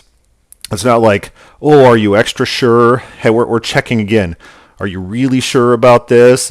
We're getting extra confirmation. He's misrepresenting what's happening here. There's a letter to the ministers, the churches, and there's a letter to the civil government. And all of these are available in the list of letters in Volume 1. And so everyone should have access to those. And their responses. The responses are all available as well. You can look through them. None of them say to execute the guy. Everyone's kind of like hands off when it comes to actual consequences for what he's accused of, even though they all agree that he is guilty. Response from the Council of Bern and response from the ministers of Bern. They're not querying multiple people, making extra sure that these people are extra confident in their decisions, like he's making it out to be. That's not what's happening. Requesting that they weigh in on the subject. And overall, the opinion that came back from these Swiss regions was unanimous. Bullinger, in fact, took Calvin's side entirely and was just as scathing and just as hostile. Ryan Reeves, unanimous with what? What was their unanimous decision? You forgot to explain that. Was it the death penalty? What was it? Ryan, we want to know. To Servetus. And so Zurich sides entirely with Geneva. Bern and Basel and these other cities do nearly the same amount of siding with Geneva in terms of wanting to get rid of this man. However, they're relatively halting. So their language does kind of read that way. It's like, get rid of this guy, stop his doctrines, things like that. But it falls short of saying execute this man. Imprisoning was an option. We saw the letter from a pro-Calvin individual arguing for imprisonment, and then there's subsequent letters from pro-Calvinist writers to Calvin arguing that we should be employing imprisonment rather than execution. Or at least some of them say that we should imprison them for a lot longer than just like a couple days or whatever, or like a month, and not giving them time to repent before we execute them. He's like, you're too rash in doing these things. In terms of what their judgment is as to how this should be handled. What's interesting about Calvin during this, though, is he actually says that he hopes that the judgment is death, that there is a command given that Servetus would be put to death. All right, so here's where he just lies. Ryan Reeves lies. But he writes to Farrell, his hope was that the judgment would be mitigated, that perhaps he would just simply be left in jail. Now, that might be small beans for some people. No, he didn't. That's a lie. You're a liar. All right, so let's go to the actual letter.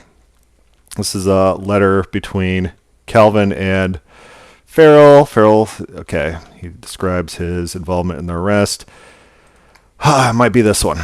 Let's go take a look. And so I go to the Latin as well. This one, I think, trying to find where that is. Let's just search for burn. Burn.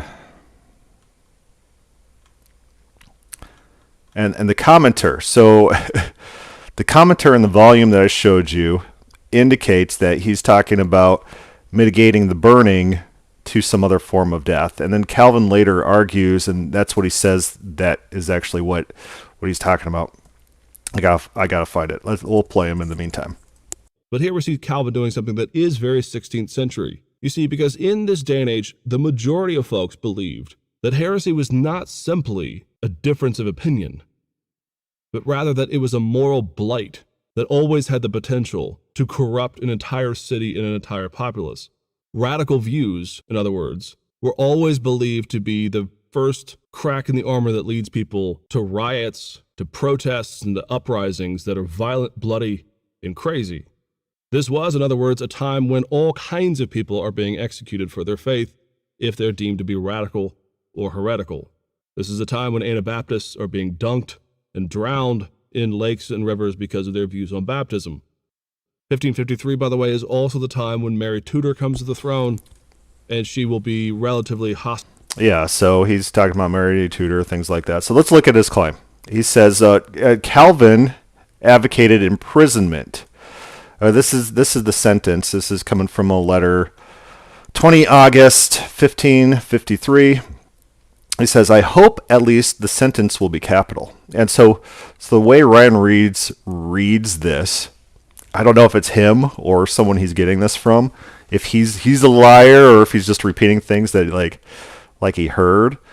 He's reading this. "I hope at least the sentence will be capital." So he's thinking, "Oh, I think Calvin just wants the sentence to be capital, but then it mitigated down to prison."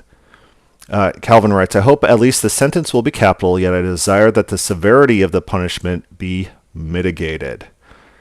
And so the editor of the volume that I showed you adds ignem, meaning like ignition, fire, like burning, suggesting this is a reference to wanting the method of execution lessened. And so when Calvinist is recounting the aftermath of the trial, he talks about engaging in order to get the method, the severity of the execution, getting that lesson, not to overthrow the execution itself. So this is a complete misrepresentation, and it feels like a lie. If you're an expert and you're saying that Calvin wanted imprisonment rather than execution, I think you're just a liar. He says, "Farewell, my colleague." So let's go look at some of those other letters real quick. We're going to look at argues for imprisonment. Servetus pleads for justice. Calvin reports on the verdict. I think it's this one, 26 October. "Tomorrow he will be led to execution. We tried to have the manner of death changed, but in vain." Okay, so this is Calvin's concern, is the method in which he dies, one being less painful than the other. It's not Ryan Reeves' imprisonment. It's a lie. The supposed scholar.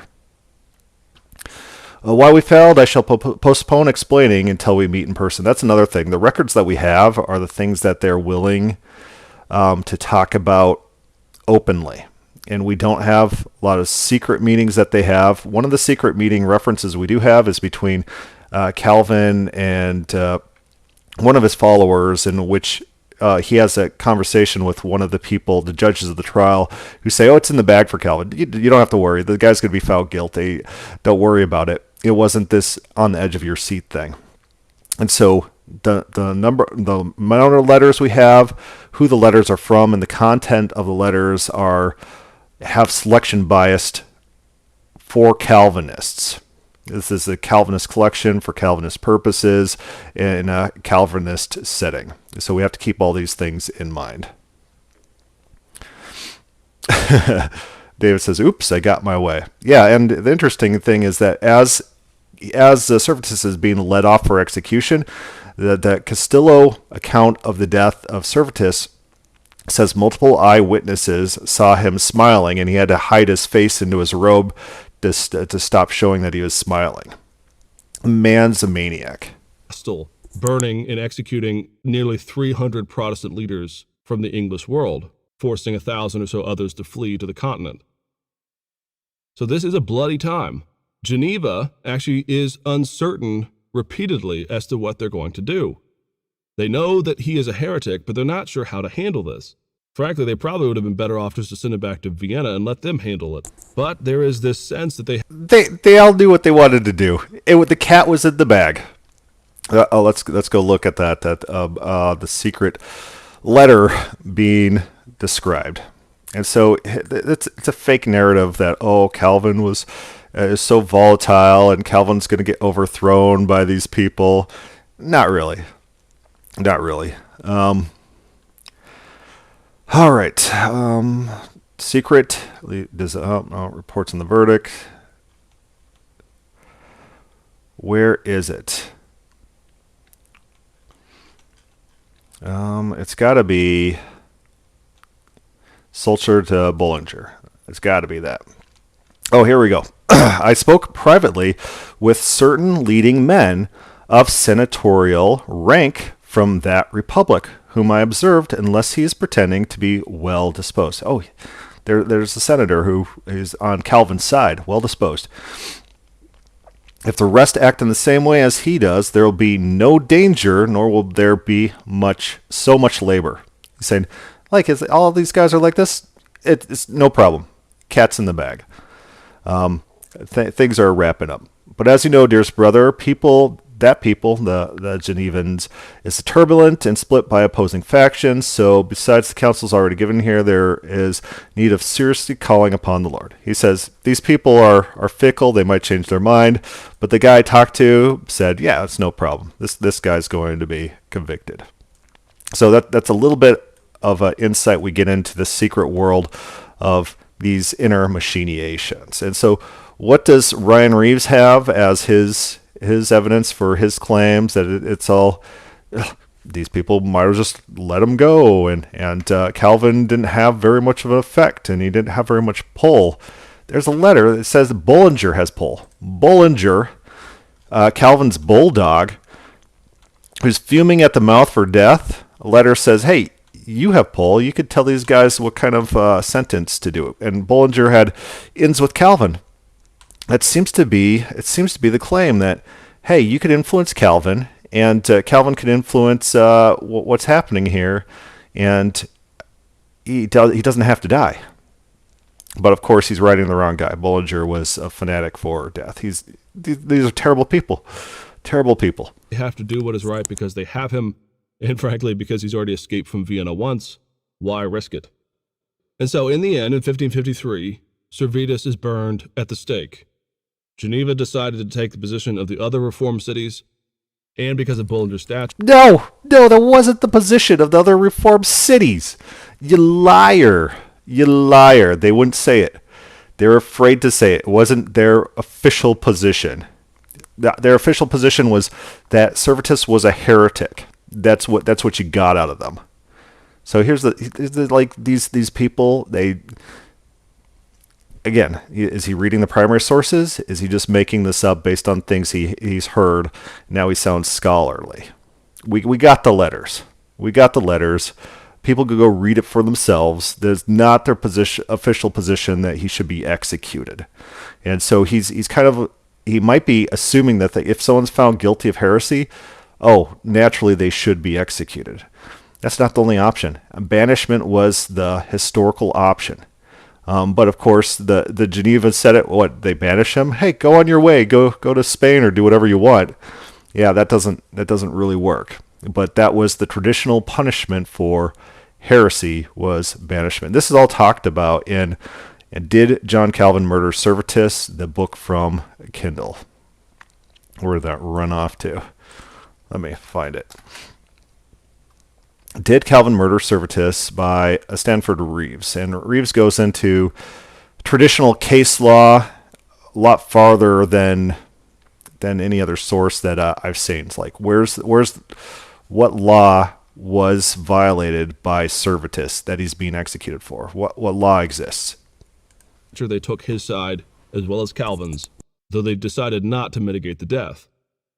Calvin again stepped in, though, once the death sentence had been passed, arguing that burning at the stake was not the best way to treat a heretic, and he argued instead for a more merciful beheading, which is a swift death. Burning at the stake takes somewhere around 30 minutes as the person roasts to death. Yeah, so I don't know what the source is for beheading as the alternative. I don't think it exists in the early sources. I just think that's a later guess what the more humane punishment is, but it's not in the primary sources. And so, cite your sources. Ryan Reeves, where are you getting that from? Beheading. He just wanted a more merciful death, less painful death of some type. And it's utter agony. Well, in the end, Servetus is executed. A letter shows up to Calvin not long after from Melanchthon, in which he praises Calvin and takes his side for having executed Servetus, adding Melanchthon to one of the number of those who were actually on the side of Geneva. Now, the problem is most people stop right there and they say, okay, everyone was on board with this. This was just the 16th century, and this is what happened. What's missing, though, is this is not how the story unfolds for the several years after the execution of Servetus. Again, the missing link here is that with the rise of persecutions and the increased militarization of armies and kingdoms throughout Europe for their faith, there were some, particularly amongst the humanist world, those who were in exile and those who had suffered much, many of whom had landed in the Swiss regions, who looked aghast on this, even if they believed that Servetus was a heretic. It's in the 1550s, for example, that Charles V militarizes, and he and the small cultic leagues go to war.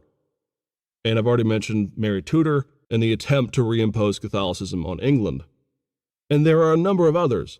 But here's the thing. There is a growing minority voice of humanists and those who were in exile or who had been persecuted, who were sick. So Castillo almost instantly publishes under a pseudonym because, of course, Calvin kills his critics.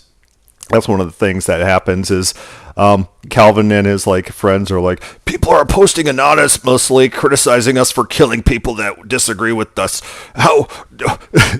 That's like a modern Twitter debate. Show your face so we could get you fired and destroyed. And they're worried about you killing them, and so they're not going to be open and honest about all this.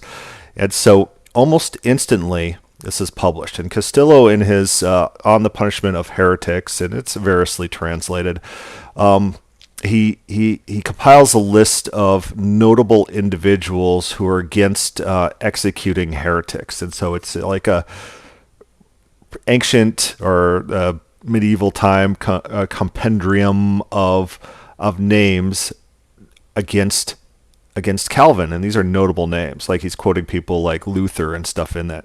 And so it's not the case that it's a minority humanist view.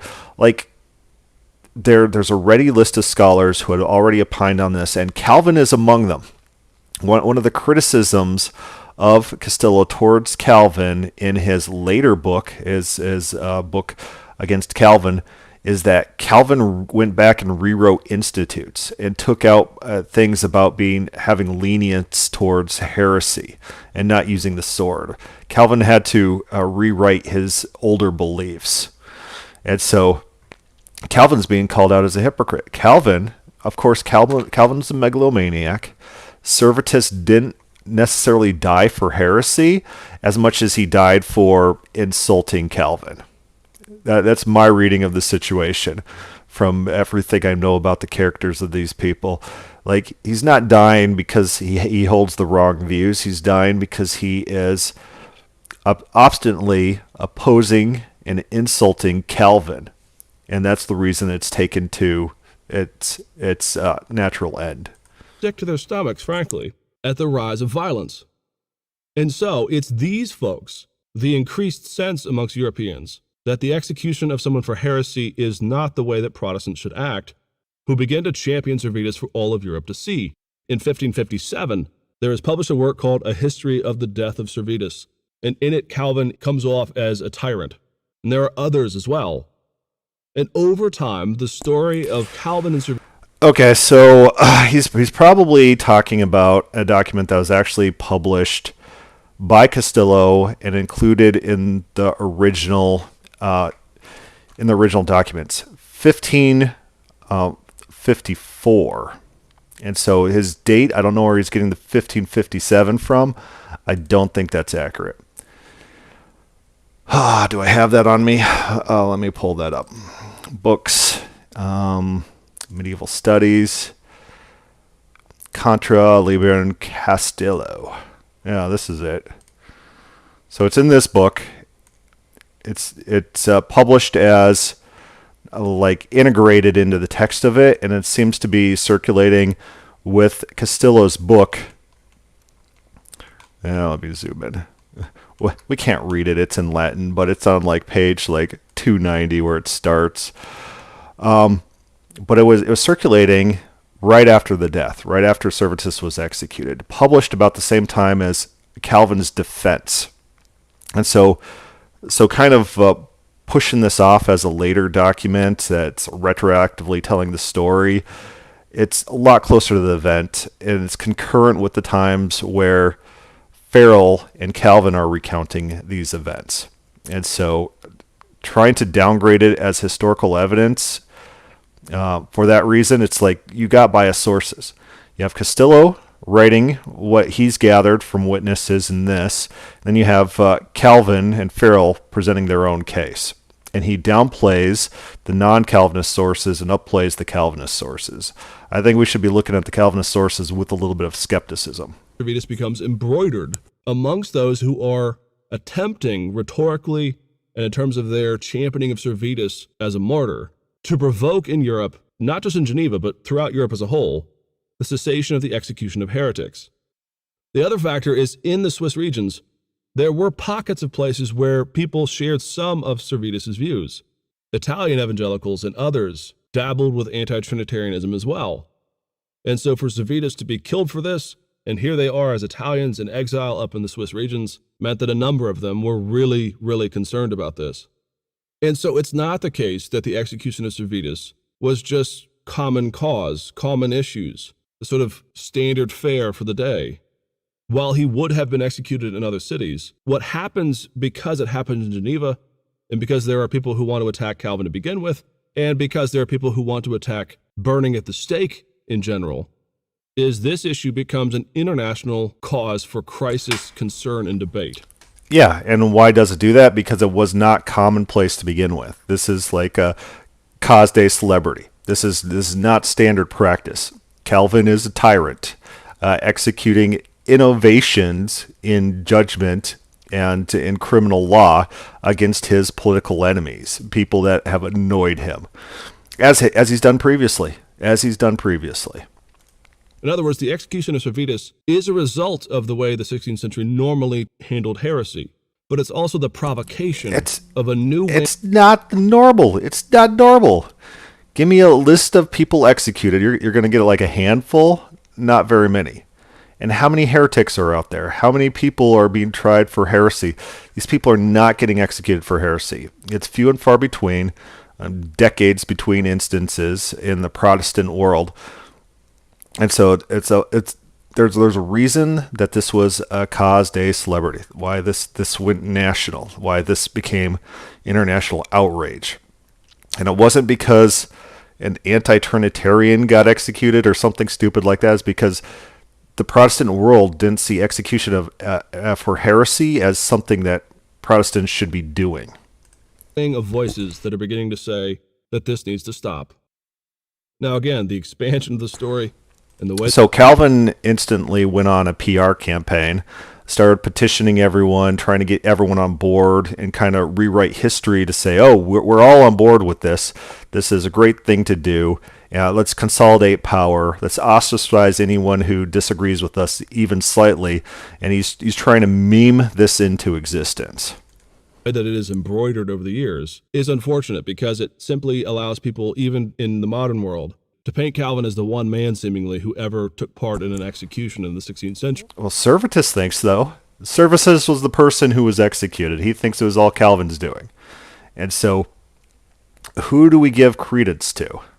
Random Ryan Reeves, who gets kind of like basic facts wrong? Do we give credence to Calvin? Calvin's actually very annoyed. Calvin, in his writing, so I try to capture this to the extent I can in volume 1. Let's pull that up real quick. When he's recounting, he has multiple versions of this defense, and one of them's in French, and the French one seems to be written at a later time, and he gives some little editorial flourish. He complains that everyone in the world attributes whatever's done by the Senate to him. He says, "Yet it is not so much this writing that must be defended as the punishments inflicted on the man. For whatever was done by our Senate is everywhere attributed to me." And in the French version, it's added, "by ignorant people." Ignorant people are saying that whatever is done by our Senate is attributed to me. So, like, everyone in the world thinks this is Calvin and Calvin's doing. No one's blaming the Senate and saying this is the Senate's doing. And Calvin's annoyed by this. This is a constant annoyance in his life. But it's absolutely true that this is his doing. He has the power. He made it happen. He did everything in his power to make it happen. Servetus blames him directly during the trial, calls him a murderer and all sorts of things because Calvin is the one doing this. Calvin is the one who did it. And Calvin eventually takes direct credit all the times, and I'm the one who executed Servetus. I got rid of this monster. It was me. And he says, "Nor do I indeed conceal that by my effort and counsel he was rightly thrown into prison, since according to the received law of the city, someone had to bring the accused man to trial. I admit that I pursued the case up to this extent." So he's being accused of this. He's being accused of the prime instigator, and he has to admit his role to the extent that he does. He kind of downplays it a little bit here, but he was a main prosecutor within the trial, leading groups of men to write reactions and responses to Servetus, directly questioning him, confronting him, providing evidence in the trial. He's one of the main individuals. This is all his doing. So, for example, there was added the belief that when the fire was lit... Brian says, "Remember when confessions were considered evidence?" I don't know. Underneath Servetus, that Calvin smiled. Well, there's no evidence for this. It's not in any of the historical records. This is made up by one of those who were attacking Calvin, by someone who wasn't even there. And so the story has grown with the telling. I think a modern perspective of the Servetus execution is, again, a blending of both extremes. I don't think anyone in the 21st century ought to be happy that a man got executed for his views. The defense of Calvin, in a manner of speaking, ought to only be based on the historical record. But we can also say that this is a bloody age, and it didn't begin nor did it end with the execution of Servetus. And we can be a little bit did. A little bit did. A little bit. Yeah. So how about this modern take? Is Calvinist was mega maniacal, a crazy sociopath, annoying Redditor who's insufferable, and he killed another annoying, insufferable Redditor for personal vendetta reasons under the guise of heresy claims.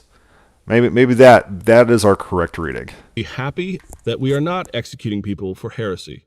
But we can also say that this should not happen, that this is not something that Christians ought to do, that roasting a man alive is not the way to deal with heresy. But still, Calvin is not really the monster here. Okay, so yeah, I've read the letters. I don't have all Calvin's letters translated and published, in which he's fighting all his little various disputes. But constantly, he's associated with God. His enemies are associated with the devil and Satan. Everything's a persecution of him. Everything's a persecution of the church. Anyone who's fighting him is fighting God. We are dealing with like a lunatic. This.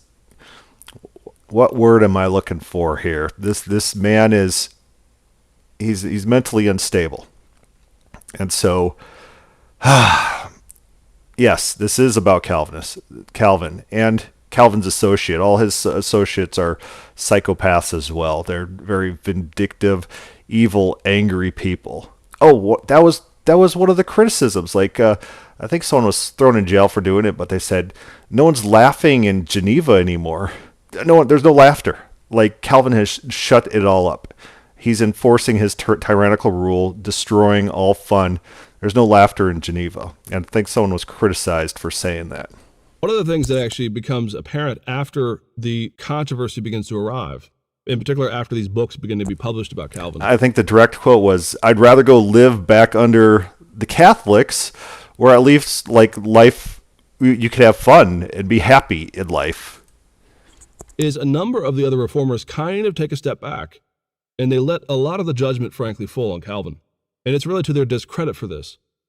Melanchthon, for example, was friends with one of the men who was publishing a book against Calvin. And he actually writes to him and essentially sides with him, entirely avoiding and ignoring the fact that he had written a letter to Calvin saying, "Good job on the execution of Servetus." This actually, frankly, ruined their relationship nearly for the rest of their lives. Others, of course, simply let the weight of the problem fall on Calvin. But also, some of the attacks, frankly, came from people who didn't give a rip about Servetus, who didn't like Calvin for other doctrines. There were people, for example, who wrote positively of Servetus merely to attack Calvin. Calvin, his local detractors, there wasn't like a doctrinal dispute. The doctrinal people fled. If you didn't like predestination, you had to flee Geneva. But his local detractors, what they didn't like was he's going around being the moral police, stopping people from dancing. They oppose him due to his dictatorial control of the city. That's his local opposition. And then it's like, oh, he had power struggles because he was going around enforcing his will at any whim that he had to do anything and pull people in front of tribunals in which lying to him was a criminal offense, jail and public apologies and excommunication. Like that's what's happening here. These people who are opposing him is because he's a dictator. Calvin's doctrine of predestination, which was really not at all the issue between Servetus and Calvin. In other words, people do somewhat pile up on Calvin. And I think from the advantage of the historical record, a lot of that myth-making about Calvin the tyrant, the evil man who burns people alive. Yeah, if you wanted to attack Calvin's doctrine, you could not be local to Geneva. You had to flee. You had to run away and do it from outside. And then Calvin's mad, like, oh, I can't touch these guys. Oh, man, I'll reach out and try to get my power to reach out past Geneva to get these people in trouble. Needs to be thrown out the window, even if we affirm that the judgment of a heretic should never lead to his burning. Okay, that's it. In our next lecture, we're going to... All right, so real quickly, I think I got a list of Calvin notes. It's got to be on my laptop. Oh, man. Let me grab my laptop. That's where I've been doing my work, and so then I have to transfer documents over here. But my notes from my tedious research into this, these are my impressions. Oh, maybe I do got it on my shared drive. I hate OneDrive with a passion. Okay, here's my notes, my general impressions. Calvin considers any opposition to him the work of Satan. Calvin condemns other religions or regions burning heretics, but defends his own burning of heretics. Calvin is mad that he does not have absolute control. He is mad that the civil government overruled him once, although they have acted favorably to him, persecuting anyone who criticizes him. If they oppose him in one little thing, that's the end of the world. Calvin does not give details of the Berthelier affair. This is when he excommunicated the guy for insulting the minister, only calling the man evil and a disruptor of the church. He's like, oh, he's so evil. He just disrupts everything. He doesn't talk about the underlying issues of why things are the way they are. He doesn't present that. He covers that up. It's he doesn't want people to judge him for his prior pronouncements. He seems not to want the church to be judged by if their actions were reasonable. Calvin defrocked a pastor in perpetuity for calling Calvin hot-headed. His writings are filled with vile insults, although he continuously claims to be a humble and generous person. If Calvin is not given absolute power, he wants to quit and take his toys home. He uses resignation as a weapon. The churches wanted Servetus executed, but did not say so publicly because they understood the international backlash concerns. Very early, the Calvinists were talking about framing. Make the judgment look like criticism of the entire Genevan church rather than Calvin himself. We talked about other framing issues, execution for blasphemy instead of heresy, making it look like Calvin didn't write all these defenses and make it look like it's coming from the wider Geneva. These types of framing issues is their concern. They want it to look like it's more of a broad consensus. But people didn't want to be involved in this consensus. They wanted to stay out of that consensus making. The wider world saw Calvin as the direct culprit, and defenders had to deflect blame, as they do in the modern world. Defenders claim that the opponents of Calvin will not confront him publicly, face to face, at the same time criticizing Calvin, that these people are criticizing Calvin for executing someone who criticized him publicly. Like, that isn't one of the letters. It's like, oh, they should confront him to his face. Yeah, so he could kill him? You know, what the heck are you talking about? No, you're not going to confront this guy publicly. This guy's like a murderer. He's vengeful. He's a hothead, but you'll lose your job forever if you say so. All right.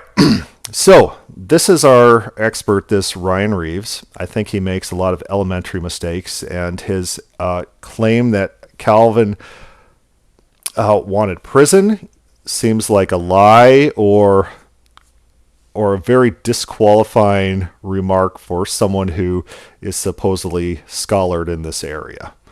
So my purpose in what I've been doing is to make all the primary documents available for everyone so anyone can have access and make their own decisions. They could.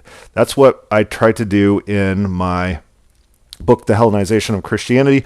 I tried to provide as many primary sources as possible so people just don't have to take my word for it. They could recreate the logic by which I got to where I got, providing primary sources. So a lot of these people who are doing these types of videos, they're relying on secondary sources. They're relying on something somebody said to someone else, and then it was relayed to so-and-so.